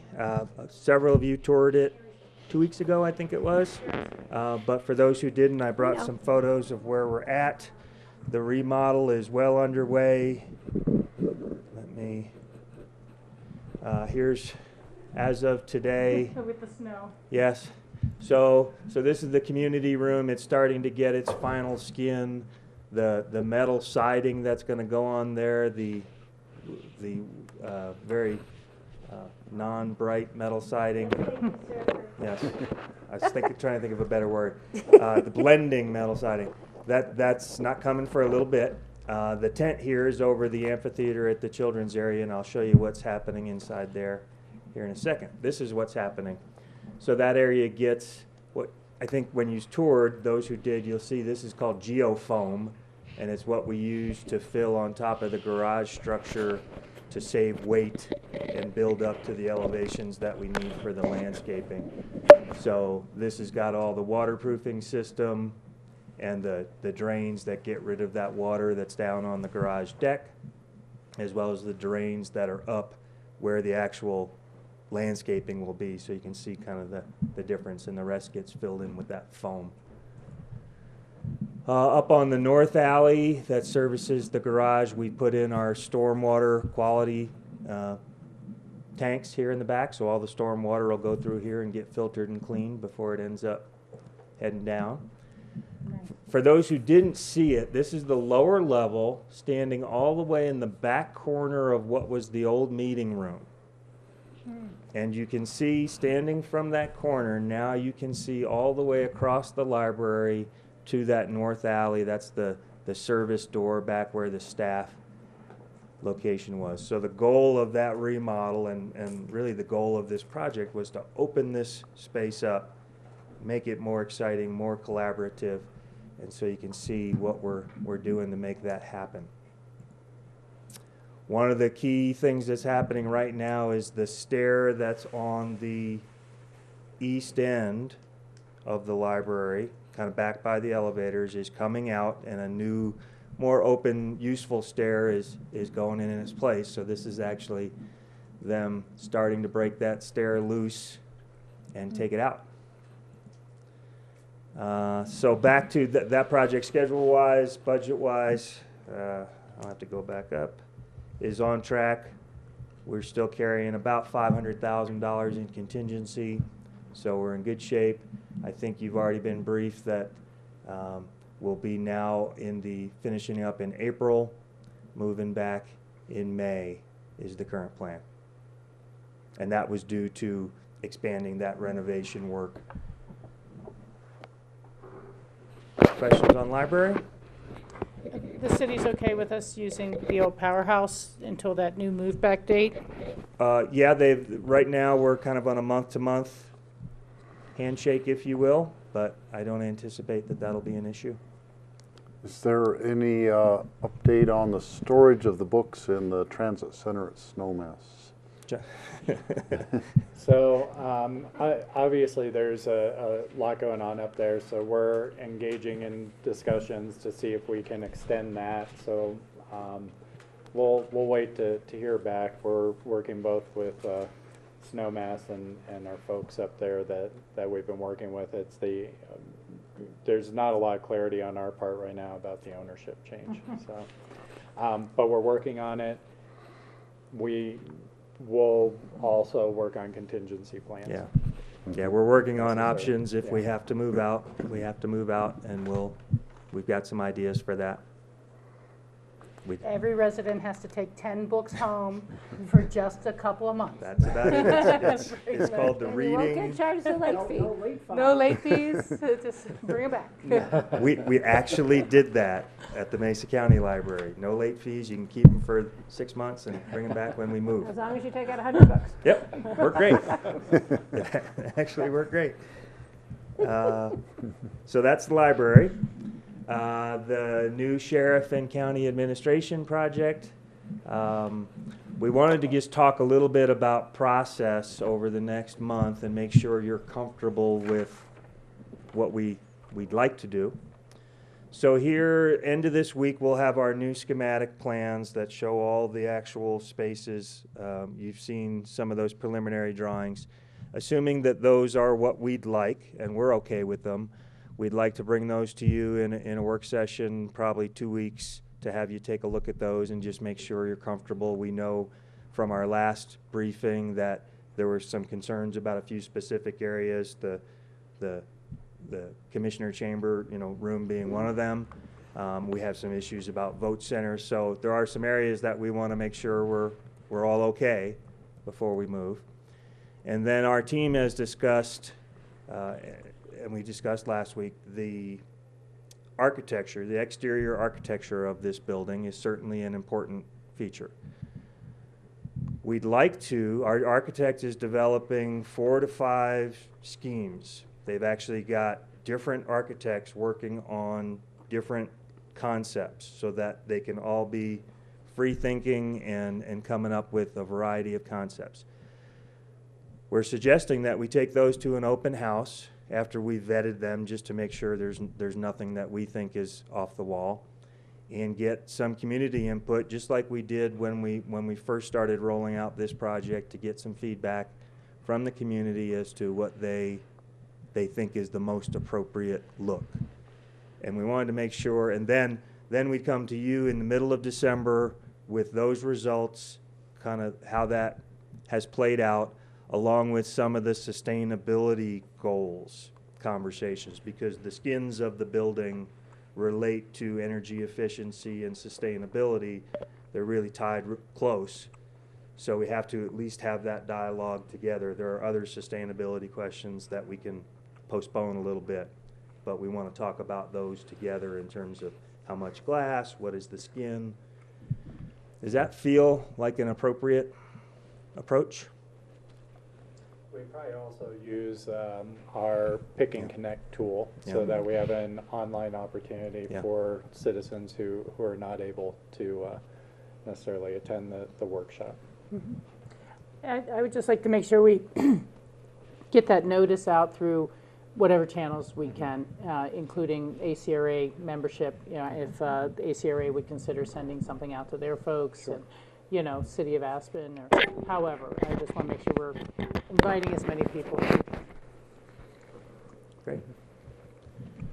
The only other big update, the remodel at the jail for the ADA cell and the fire sprinklers and some flooring upgrades. The bids came in yesterday. I haven't seen them yet. That's Jody's running that project, but that should get started here shortly and get that problem solved. Questions, concerns? That's all I have. Only on the site selections, as you're talking about, are the neighbors at Twin Ridge being involved in those conversations? Oh, so sorry, I skipped ambulance. So I was talking. So ambulance, the site that we think works the best is right down by HHS. Okay. And because we looked at the site back on the backside where the barn is now, and we felt that there wasn't really a scenario that we could build that wouldn't impact that development in a negative way. And so we all jointly said, okay, there just isn't a way to do this and not have it be a big impact on it. That was the Meadowwood subdivision. That was Meadowwood, and so I guess what I'm wondering is the other side, which is the Twin Ridge homeowners, which are closest to Castle Creek Road, and then the turnoff for all the. So certainly, if we haven't yet identified from the hospital side if they're on board that that's the appropriate place from their end, that we should know that here shortly. Once we do, we'll have to go through a normal public process on that to involve the community and let them know what we're doing. We have not yet, though, no. Okay. I would be a little nervous about just presenting it to them as a fait accompli. We've decided this is where the hospital said it's going to be. And I think it's worth asking. I mean, when you say by the current HSS, is it potentially in the parking lot and relocating the parking, or is it, to one side or another? But I'd hate to have them surprised and in the dark. And it'd be, I was up there with Nan about another concern not long ago over the detox facility in that area. And I just think reaching out to the homeowners association earlier is better than later to say these discussions are happening. Sure. So and we can certainly do that. And the stage we're at is just even seeing if it's possible. Right. There and then we can probably have that discussion with the neighbors. I and just get want to some make sure it's feedback. not that we're talking to the Meadowwood owners on the free market side, we're not talking to the people on the deed restricted side, you know? And that hasn't really been the driving factor. It's I really understand. the site yeah. layout and everything, but it's still, it's important to be involved. Sure. Thank you, sir. Sure. Okay, thanks, Dave. Very nice. Let's see, did we skip ahead to our discussion with Carrie Donovan right now? Yeah, I think we should do a 5-minute break. And then I suggest that we meet with Carrie. And then if we have time, we could do more open discussion. Or we might decide, it's time to get over to Chris's party at that.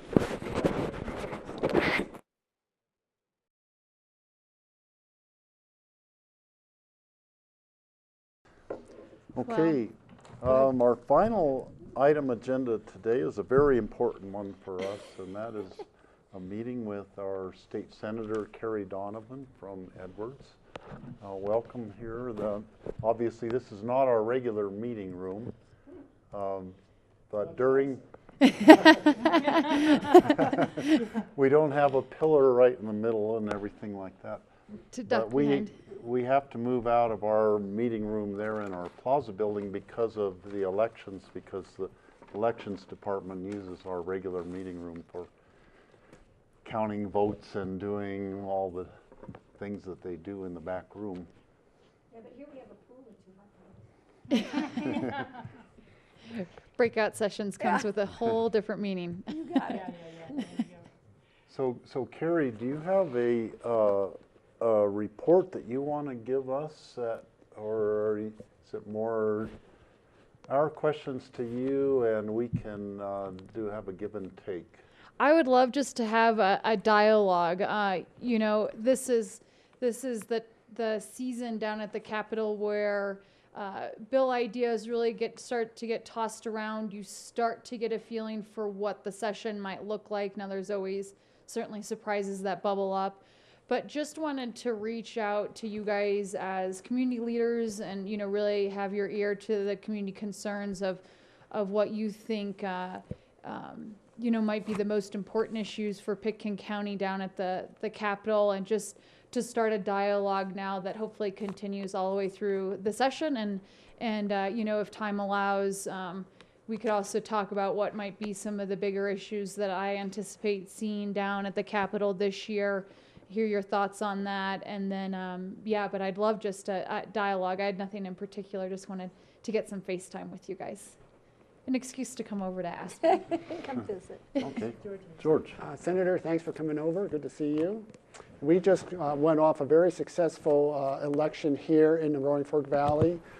2 different ballot issues passed for our local schools, the Aspen School District, as well as RE1, which was great to try to stem the gap with our education by K-12, which is, of course, is a problem that's ongoing not only in the state but throughout the country.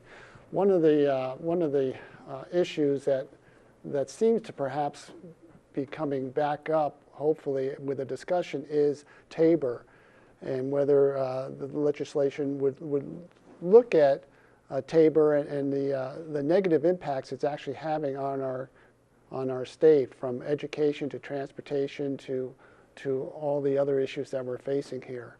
So I just wanted to get your thoughts on that and any insights you may have in terms of the opportunity to have a discussion on Tabor. A real softball first question. Thanks for that. We will find ourselves this session as we go through the budgeting process with Tabor being present on every single fiscal note. And the fiscal note, as you know, is the pink sheet of paper that accompanies every bill that talks about how much that bill is going to cost. That is not something that the Capitol has seen over the past handful of years because we hadn't hit the Tabor cap. So I think Tabor is going to be a much more upfront discussion this session. And I hope that broadens out to the communities of the impact that Tabor has. How, if you support it, if you support parts of it, if you're 100% against it. I think it's important to understand what Tabor does when it comes to funding and budgetary restrictions. Because, right, the tip of the Tabor iceberg is the one that we all know about, that you have to vote on a tax increase. But it's a lot more complicated than that, and it really is the bulk of the iceberg. The bulk of Tabor often is below the surface of the water, and I think we're going to all learn a lot more about that bulk of the iceberg this session, because it's going to be a part of every single bill discussion. The advice from leadership down in the Capitol is that if you have a bill with a fiscal note, if that fiscal note is $1,000 or $10 million, you have a very tough road ahead to get your bill passed. And so for that simple concept to be shared and elaborated with people, if there is any worthy grant program, if there is infrastructure repairs, if there are programs where we need to add more staff to support local communities, any of those things that come with a fiscal note are going to have a hard time passing through the General Assembly, simply because we are in a unique circumstance of a budget deficit, but also talking about how we're going to refund money. So I believe Tabor will be a discussion. The solution has to come from the entire population of this state. So I see my role as a legislature to try to share information, talk about the good, the bad, and the ugly of Tabor, and then it will have to be a statewide initiative to address anything with Tabor. Because of our one topic rule in the state, it'll likely have to be addressed in multiple different aspects if it is. And I'm sure you guys have heard the rumors, just as I have, is that we probably will see a ballot initiative a year from now with regards to Tabor. I don't know details beyond that, because I think there's a citizen group out there that's working across the state bipartisanly to see what might be a palatable solution to put on the ballot. Does that answer your question? Pretty good off the cuff there. Okay. Thank you. Can I tag on to that? Because, Carrie, the last time I had the pleasure of sitting with you at a table, it was with the fiscal response. What's Colorado Fiscal Institute. We did a little road tour. She was amazing. She is. She talked for an hour on fiscal issues, and it was like you didn't even lose track of a word she said, because you were just drawn in. Her conversation was so amazing. Her passion and her issues related to Tabor. I have the little purple book but I haven't totally read the whole thing. It's pretty tattered, though, because I carried it around hoping I have a chance to read it. Because we talked about just what you said, about trying to see what we can do to bring back issues related to Tabor that hit home the hardest. And for me, from many years ago when I was on the board before, it's always been the issue of it is the taxpayer bill of right to vote on tax relief, but you couldn't vote on a real estate transfer tax. And so that's a key thing that I think is of benefit to many communities. It's definitely a benefit to the city of Aspen with the real estate transfer tax for Tabor and for housing. I mean, for real estate transfer tax for the Wheeler and for housing. And I think that's a critical point that would be great to see if we can address that as a one item, a one topic. But I know I said at the meeting that I will definitely be on board with the efforts to take a thorough look at Tabor and see how we can address it so that it makes better sense in our where we are today, not where we were, what was in 1990. Yeah, you're exactly right. I mean, we are a bit frozen in the early 90s in terms of what our budget allows us to do. And I think for mountain communities and particularly, an area like Pitkin that puts such a high value on education, and you can see that time and time again with the local measures that you guys are able to pass over here. The two areas that really get hit by Tabor is transportation and education, right? Because we still can't close up that negative factor, so our funding per pupil lags behind the rest of the country. That's K through 12. If we start looking at higher ed is consistently one of the funds that is cut when it comes to trying to meet our budget requirements. We're at the bottom of the barrel in our higher ed funding. And what's so ironic about that is that we're one of the most educated states in the country.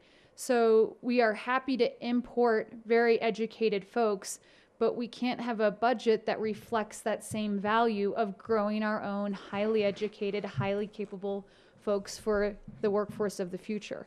And that better be a very prominent discussion going forward when we talk about the restrictions that Tabor puts on our state. Rachel? Yeah, thank you for being here and for raising those issues. Pardon me. I really appreciate the work you've done. You know, I think everyone knows that Carrie was kind of the hero of killing the study committee for the, oh, there we go. Sorry about that. Okay. I didn't want to cough into it. The study of the transfer of public lands, and you killed that before it had to kill us a little further. So really appreciate that, and I'm sure we're going to see things like that again. We will. Unfortunately, but you know, oddly enough, that proposal is worse in Colorado than anyone else because of Tabor. You know, if we had a forest fire, we had to take care of it. It's $200 million. It's not as if we could raise an emergency mill levy or sales tax to help pay for that. It would just, you know, it would be sell that land off now or do something because we can't pay the bill. And so the Tabor principle is even worse on that issue. I take a little heart in the passage of BB, you know, just 2 days ago, the marijuana excess revenues, and it may be because it was a marijuana issue, and it may be because people start thinking, you know, maybe we really don't need those refunds, you know, as much as we need investment. And that one, of course, was tied to schools. So to the extent that with Tabor question, I don't know any meeting I ever go to that people don't talk about transportation in schools. You know, just you're right on with that. I would mention that we are trying to work through Colorado Counties Inc. On a bill, I'm not sure what the final form or whatever will look like, to increase the restaurant inspection fees. As a county, we suck up probably 60 to 65% of the actual cost of doing those inspections. We do them because we want a healthy and safe environment for our residents and our guests. Other communities, larger counties, that number, that loss is, you know, in the 400,000, you know, in their budgets. And if you have the state do it the way the state is kind of required to do it instead of contracting, they only can get out to a place every 2-3 years sometimes. And when we have this sort of turnover in our workforce, and we're not looking at this as a punitive tool, I'd like to be really clear on that, and I think most other health departments do the same thing. It's a chance to educate the workers and to make sure they know what the proper protocols are and how to keep the food safe. We all just read about the outbreak of 3 cases of typhoid. And that is in Firestone. It's just going to continue, and that will damage our reputation. It'll damage our tourism, and counties themselves are going to have to start cutting back to only inspecting once every now and then, because we have the same constraints the state legislature does in many ways on our budgets. And so we are hopeful, and I'm sure there'll be some fierce opposition with the restaurant industry. But as many smaller counties said, hey, if the state comes out and shuts somebody down, they might not get it re-inspected to reopen for months. And then that really kills the local economy. The local coffee shop is no longer open for weeks and weeks. And it's not like a building permit when you get an inspection pretty quickly when you ask for it. So that's an issue that we would really like to see addressed. The other issue that was interesting, I don't think it'll go anywhere this session, but 2 different bills they're looking for, and that is that the state should take a share of the district attorney's budgets. And that just putting those onto the 3-county region or something like this. And we have a constrained budget, and we watch our dollars very carefully with salary increases and inflation and benefits, insurance, whereas the court comes in and says, hey, well, we need 6% more a year. And it's like, well, how do we do 6% more a year when we're only giving our own employees 3% more a year in our growth in our budgets? So those issues came forward, as well as others wanting capital funding for the courthouse facilities. This is becoming, you know, we're as a county level seeing these unfunded mandates, basically, and obligations coming down to us that are really state obligations.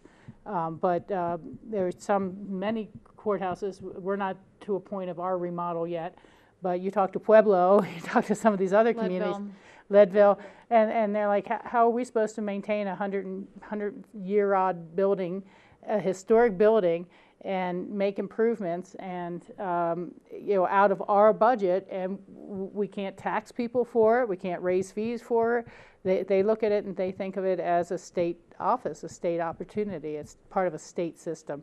So those bills, again, they may not go anywhere, but to the extent that they highlight the need to modify and to work on the state budget, I think that that's a bit of an opportunity, to point out that it's not just transportation in schools, and they can't suck up all the room, air in the room. And I guess I'd leave it at that, other than, as you know, in transportation, we did submit a resolution to CCI asking that they try to get something on the ballot in 2016 for a new revenue source. And it kind of got watered down to we're having a nice transportation summit at our conference at the beginning of December. I think Clear is still having a transportation summit later this month. I'm not entirely sure about that. Sure. But there seems to be more and more movement towards getting something on the ballot. And Club 20, at its most recent meetings, did adopt a resolution saying they would support trans bill type of funding, trans bonding, if there's a new revenue source that goes with it. And they would support a new revenue source. And so at that meeting with the governor, we heard J. Paul Brown and Ewell and Willett both say, it's time for us to bite the bullet. And J. Paul Brown was like, well, if CDOT and you guys get out there and really do an education campaign to people about what this shortfall is, yes, I'll support a gas tax increase. And the governor was kind of impressed by that, hearing that from two. He was kind of shocked by that. And so you never know when people pull back or not, but that is just becoming an endless problem. And it's so frustrating for us to send our representatives or others to these transportation planning regions meetings to then have a list that's 30 years out, 30 years out. It's just gotten absurd. So right. Thanks for your efforts. And you think about how dynamic this state is and how innovative we are, and you wonder what we look like in 30 years and, planning. It's got to be a little bit more responsive, I think, than that. But with them being totally funded by faster fees and, the fees you pay to get your license plate, I think it's tough for them to look at a state that has as much infrastructure as we do. Yeah. Transportation infrastructure. So. I think that last comment is that if things have ever ripened up, we're starting to see transportation ripen.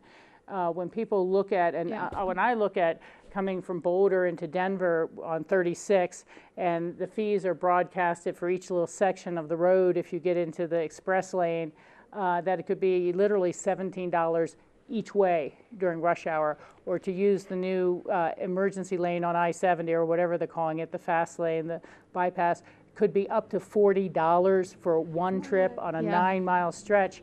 And that's the future of Colorado's transportation if we don't do something with the gasoline tax or other measures. It's I would much rather take the $40 at 20 cents a gallon and buy 200 gallons of gas and go many, many more miles than to pay one time a $40 fee for one trip. But that is what the state is being forced into right now. And I think that CDOT and others need to make sure that the public really understands that. Thank you. Thank you. Thanks for highlighting those. Okay. A bit of an update on the restaurant inspection fee stakeholders groups. I attended one meeting in person and I phoned in for the more recent meeting. A lot of the discussion points, compromise has been reached on a whole lot of the things. There were still a couple of stumbling blocks, the big one being what would be the amount of the increase in the fees.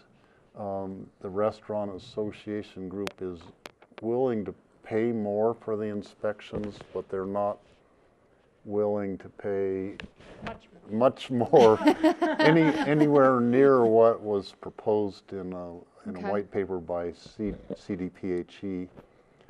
Wasn't the other issue too? They didn't want it rated. They didn't want their ratings to go out to the public. We don't mind you testing our facility. We just want anybody to know, unless we're rated clean, the highest level. We don't want anybody to know that we might be a C level. And it's like, isn't that part of the public process? You can get the information, but you have to search for it. Okay. Yeah, and that is a sticking point for the restaurant association. They don't even want a restaurant to be allowed to post their inspection. If a restaurant gets a really good inspection, they want to be able to post it to show that they did really well. Well, the restaurant association doesn't want them to even be allowed to do that. Because then other restaurants that have a crummy inspection or had to be re-inspected several times, why don't you have your thing up there on the wall? So that is a sticking point. There is definitely an accountability piece in there for the CDPHE to have more people on staff to be able to do inspections in a more timely manner and to do re-inspections, so a restaurant wouldn't have to be closed down for a lengthy period of time just because there's no inspector available to come out and do the re-inspection. So that's one of the things that's been pretty much agreed upon by everybody, that there has to be an accountability piece to guarantee to the restaurants that they'll have really timely inspections and re-inspections. So a lot of stuff, there is progress being made. There's supposed to be one more stakeholder meeting before then they start drafting legislation. So I think something will be coming to your desk at some point, and we'll see. I think it's been a pretty good process. It should do better than last year's effort. I'll keep an eye out for that one for sure and try to loop back with you guys if I get an opportunity to vote on it. But it looks like the pacing, I was talking to the folks who draft the bills, and it is a pretty high number. So it looks like we're going to have a pretty replete session again with bills. Mm-hmm. So. Can I just, you brought up Leadville with their courthouse issue. This is kind of, I don't know if you're aware, but what happened with their hospital? Do you know what happened with Leadville's elections? They had a very serious hospital. Both of them passed. I can't tell you by what numbers. But, I'm just glad they did, because they would not have had a hospital facility or an ambulance district, which would have been devastating to that wonderful little community. Yeah, both passed. Thanks. Huge community effort up there. Can you give us an idea of what sort of bills you're thinking about carrying this year? Yeah, sure. So we're allowed to carry 5, so I'm tossing around a few ideas now, and we'll see what makes the cut. And then if you're on an interim committee, those committees that meet over the summer, you're allowed to carry bills from those that don't count towards your 5, so you can carry additional bills that way. And I'm also kind of holding some spots to, as I go through these community meetings and over the next couple weeks doing town halls, in case there's an issue that I just haven't risen to my level yet, or something that a community really needs. So with all those being said, I'll tell you that I'm looking at broadband very, very broadly right now, mostly because of the complexity and scale of saying I'm looking at broadband. But I think we can look at this past a couple days ago when there was 20-something communities across the state, including yourselves, that had 152 elections. And I think a lot of communities will have, even though they've had the 152 election now, and so they have more flexibility and freedom moving forward discussing what broadband solutions they can look at, I think a lot of the state will still have issues solving broadband access because of the scale of the dollar amounts that accompany broadband solutions. So I'm looking at ways that the state can better coordinate their financial resources I think right now we have some siloing going on, which isn't the most productive way when what we really need is dollars for projects. So looking at addressing that, and if there's a way to do that in statute, or if that's just, come on guys, let's all sit in one room and make sure these dollars are really going to communities that are unserved or underserved. We're not building redundancy in places we don't need it, et cetera, et cetera. And I also want to look at 152 and see if there's some fixes within that bill that we can do to modernize it, right? Some of the speeds that are talked about in 152 just aren't accurate anymore. And if there's some of the perhaps, and I would love feedback from you guys if you have any on this, of if there's some of the right-of-way issues, easement type things that maybe we could change in 152 with support of the telecom industry to facilitate more public-private partnerships, because I really think that that's a pathway forward to get broadband throughout. Broadband is a fairness issue in today's environment and society, and there is still a lot of our state that does not have broadband. And if they do have broadband in rural areas, it may be sufficient enough to share photos of your new grandbaby, but it probably isn't good enough to run your business. And I think it really could be an economic development tool if we can get good broadband to a lot of communities. Because then if you want to live in Paonia and run your business, you can live in Paonia. You know, if you want to live up in Marble and run your business, you can live in Marble. So working on that, am I going to solve it this session? I doubt it. But we'll start working on it now and bringing together a lot of conversations on it. Make sure we get all the stakeholders engaged so we can have a successful process. But that's the big one. Well, a good key, and I don't remember Nate's. Nate has this very long last name. He's with Northwest COG. He is the Northwest COG consultant for broadband issues. He just got a DOLA grant to continue his efforts. He works a lot across the state. He's an amazing, amazing resource for you. And it's like Walensky, it's He's very not long. up in Meeker, is he? I don't know where he's based at. Okay, I'll track him But down. he was doing some work down the Pueblo area. He is a great resource, and you can actually talk to him and understand him, which makes it even better. So yeah, and so he is going to be with COG again. He's been doing a lot of work with Pitkin County, a lot of the COG member jurisdictions, but a lot with the state at the state level. It's a great connection for you. Thanks for the resource. Because on this issue, it's just there's so much to learn before you can say, here's a possible solution. Yeah, so the best connection is just to get a hold of Northwest COG and they can fill you in. Rachel? Yeah, and you know, certainly we've done a lot of research before we put our question forward. So if Phyllis Matthijs or Kara can be of any sort of resource, or as you're getting further along, you want to run something by us, please just double check back in. That'd be great. Put a lot of work into where we are now. One of the things that I do think, I seem to recall, maybe Steve, you can help me, didn't CCI vote to make part of the legislative agenda an outright repeal? Yes. And that was because we said, hey, we're having a lot of, get out from the question votes this November, maybe we don't need that. And other people were like, no, there's still provisions that will be a hindrance to you. And we still need to see it modernized or taken care of. So I think one of those in particular driver on that was Lynn Paget, County Commissioner from Ouray County.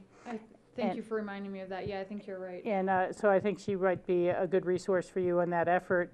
The other is, from Otero County, just drawing a blank. Keith Goodwin.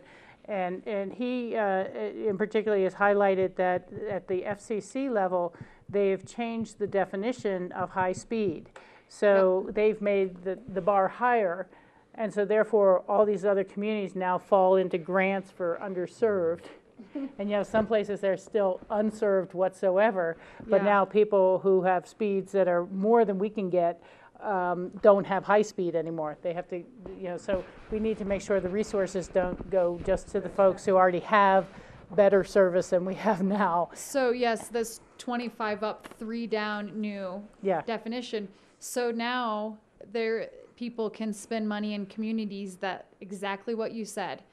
They can apply for grants even though they already have the previous definition of good internet, but they don't meet the new federal definition. So now we're going to go in and invest dollars in communities that have internet while we still have areas that don't have any. It's kind of like remodeling your kitchen the 3rd time when you still haven't taken care of adding a second kid's bedroom. It's they're just remodeling stuff that's already pretty functional compared to what we have. So that's frustrating. And I know our time gets a little short. I would just say, as you always are, be vigilant on potential water bills coming forward. We often see, and I expect to see a spate of those coming out of, after the water plan is introduced. We've always been very concerned about the 1041 powers. And so sometimes it can be an oil and gas case, but they are trying to pursue something over here in oil and gas, and they end up weakening 1041 powers over here for water issues or water review. And I just, keep your heads up and let us know when you see something like that, so we can take advantage through Northwest Council of Governments and other activities and avenues that we have for protecting the West Slope. Thank you. Well said. And Steve, I think I'm ending on Rachel's note. You can always contact anytime you need our help. Yeah. You know where to find us, and we'll be there to help you out. And you guys and your staff has always been incredible, because the pace of the Capitol is a little unrealistic in the rest of the world. Always incredible responses to an email or a phone call. And for those of you who has visited, I mean, you guys know that bills travel through there and decisions are made within hours. And so, getting back immediate feedback is so powerful, important.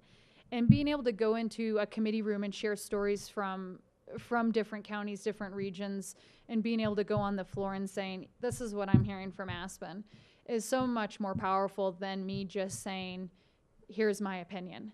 It makes the impact of the bill that much more tangible, and I think people tend to tune in when you start being able to share stories. So thank you guys. We're incredible on that last session, and I plan to reach out to you guys just as much, if not more.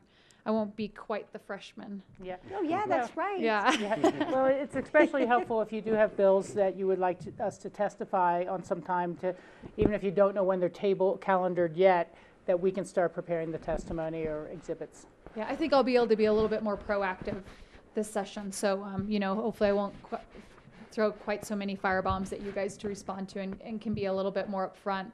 I would say tire tread bill is coming back. I was we were just talking temporary appointment to TLRC, I hate when I use acronyms, the Transportation Committee, temporary appointment where we went through the bills that we'll look at this session. So the tire tread bill is coming back, largely the same bill as last year. It talks less about a specific time frame and more about reacting to conditions.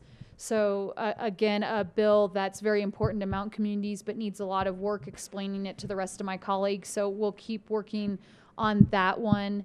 It looks like, again, that Senator Baumgartner, even though he represents mountain communities, is going to be not supportive of it and a roadblock against it. And then we have another bill out of interim that addresses four-wheeler use within communities, which is really an issue for some of my more southwestern areas that have those really technical four-wheel drive areas, and they want to be able to raise the expectation of individuals that are able to use four-wheelers without then being excluded from state funding because they have a higher level than the state is. That bill also has some challenges in front of it. It's kind of gotten the Christmas tree effect on it. So we'll see if the Christmas tree manages to stand through session or if it topples halfway through because we put too many ornaments on it. I'm also looking at tiny homes. That could be a bill that I'm not quite sure the direction it'll take, but just starting to throw the idea out there to as many people as I can to try to get feedback in our local control and home rule centric state. There is limited capacity for what the state can do, but I'm looking at just making sure that the state's permissive of the concept and can provide perhaps some support in defining or giving direction to what tiny homes are. And then, of course, local communities will have the power to decide if it's the right fit for them. So just a very permissive bill, but to address the issue. No one else in the country has done this yet. So normally when you write a bill, you say, well, has any other state done this? And that kind of gives you a foundation to start from. I'm starting from absolute zero on this one. So I throw it out there to the state at large if you have thoughts on it. push them back at me. Well, just so you know, I've become very addicted to watching the tiny homes on reality That's what I TV like. because my next plan in life, even though I only live in 860 square feet, is to go tinier. Tinier. So if you need any help, you can call me. I'm Okay. becoming the local expert on tiny homes. I would say that tiny homes is somewhat of an oxymoron in Aspen. But Yeah. I would like to see pursued, Yeah. at least relative to our community as well. So tiny homes is less than 15 and greater than 10,000 square feet. Yeah, you know, That's a good on that, there might be some background that would be assistance from when mobile homes were created with more power to be equal. Yep. And the laws were passed at a statewide level to say, no, you cannot bar a modular home from, maybe mobile homes is not the right word, but you can. I live in a mobile home. Yeah. but- Manufactured home yeah, statute. but manufactured That's exactly one homes, of the there areas used to we're be, looking at. there used to be regulations that said you Yeah. can't install manufactured homes in my I community remember or on that, this lot. actually. And then they had to bust that loose. So that was statewide legislation that kind of overruled what various communities were doing. But the history and the background of some of the players there might be of benefit. And then again, I would refer to Lynn Paget on the ATVs. She's really the driver of this bill. Yeah, and she is concerned that it's getting Christmas treat as well, and she kind of think we all reserved a feel it. spot on the CCI agenda for just a very simple fix if the larger bill fails. It's a real issue. Steve and I have consistently maintained that there needs to be a local control that you can opt out and say, no, you cannot drive all-terrain vehicles on these county roads. And the counties have to have the ability to say that. The other issues, of course, are actually getting them licensed and insured so that if you're hit by someone on an ATV, there's something to claim, to go back to, and to have some sort of licensing because people see them violating private property, going all over someone's fields, doing donuts. And then, you know, what was a green machine, you know? I mean, Yeah. you just don't know The who guy had a or red what. hoodie on. They don't have any licensing or things like that. And then in some areas, it's the age, you know, how old it, or it's too old, how it's too young. But because of the motor code, the kind of national motor code, I'm using the wrong word for that, GR would know it, that traffic safety and everything like that, people can get a license for their ATV in another state. And then when they bring it in here for tourism, they start using Colorado roads. And so that has become very challenging and a legal question of whether they can be ticketed or not if they have a license that came from Utah or Wyoming or somewhere else. So it's died a death past 3 years to try to get an ATV bill. The sheriff's offices often come down very hard to say not on our roads at all or not at this age, and we'll hopefully get at least some incremental step forward. And I think an interesting part of making Tabor a bit of a theme, the reason it died last year is because the licensing component of it brought in revenue, which would have caused the state to hit the Tabor cap. Right. So you start to see the many faces of Tabor when even a bill that would bring in revenue to support itself still gets unapproved because you would have to look for an accompanying cut in the budget for the revenue that you're bringing in order to cause the overall budget to not have Tabor implications. So Tabor is always present. Interesting. Always present. Very good. And it sounded like such a good thing back in 1990, the Taxpayer Bill of Rights. In 92. It sounds kind of like the Religious Freedom Act sound like such a fair and good thing. Well, I think there was so much involved with Tabor and so many different triggers and minutia to it that it's taken many years for all of those details to play out. You know, the BB election was the latest trigger of Tabor that the state had to ask voters for the third time what to do with taxes. So that just doesn't seem like And the the best hospital way to provider cover it. fee is another issue. Hospital provider fee, we should touch on that just because I think it's important for, I'm sure you guys have been, are familiar with what the hospital provider fee would do, but just trying to promote the conversation on it, right? This is our whole interplay between revenue and fees within the Colorado budget. If you think, have you guys heard the bucket analogy? I love the bucket analogy. So all of the dollars that the state's allowed to spend in our budget fill up a bucket, right? But we're going to picture that this tube comes in at the bottom and it feeds in fees, and our revenue sits at the top. Once the bucket starts to overflow, that's when we go into a refund situation. We have to do refunds from revenue, but fees that are pumped into the bottom of that bucket lift that total level over and cause the spillover. So if we can reassign how fees are treated, hospital provider fee, if we can make that revenue instead of fee, right, we're taking out of some of that problem that causes the spillover, and then we can treat that hospital provider fee as part of our revenue that we spend as part of our budget. So that's why it's being put forth as a real solution for temporary issues within our budget. It is not a long-term solution by any means. It is a temporary budget, but still meaningful when you're looking at a budget deficit revenue trigger year. So Carrie, I have a really critical question. When you took this job on, when you thankfully got elected, did you have any idea? I mean, these issues are so broad-based. I mean, from the bucket to the four-wheelers to the tiny houses to, you know, it is, I think the public needs to know it's not just water and ag and dirt roads. It is everything that goes on in the state. We rely on you to represent us at that level, and that's critical. That's why I love this job. It's been one of the most incredible experiences of my life.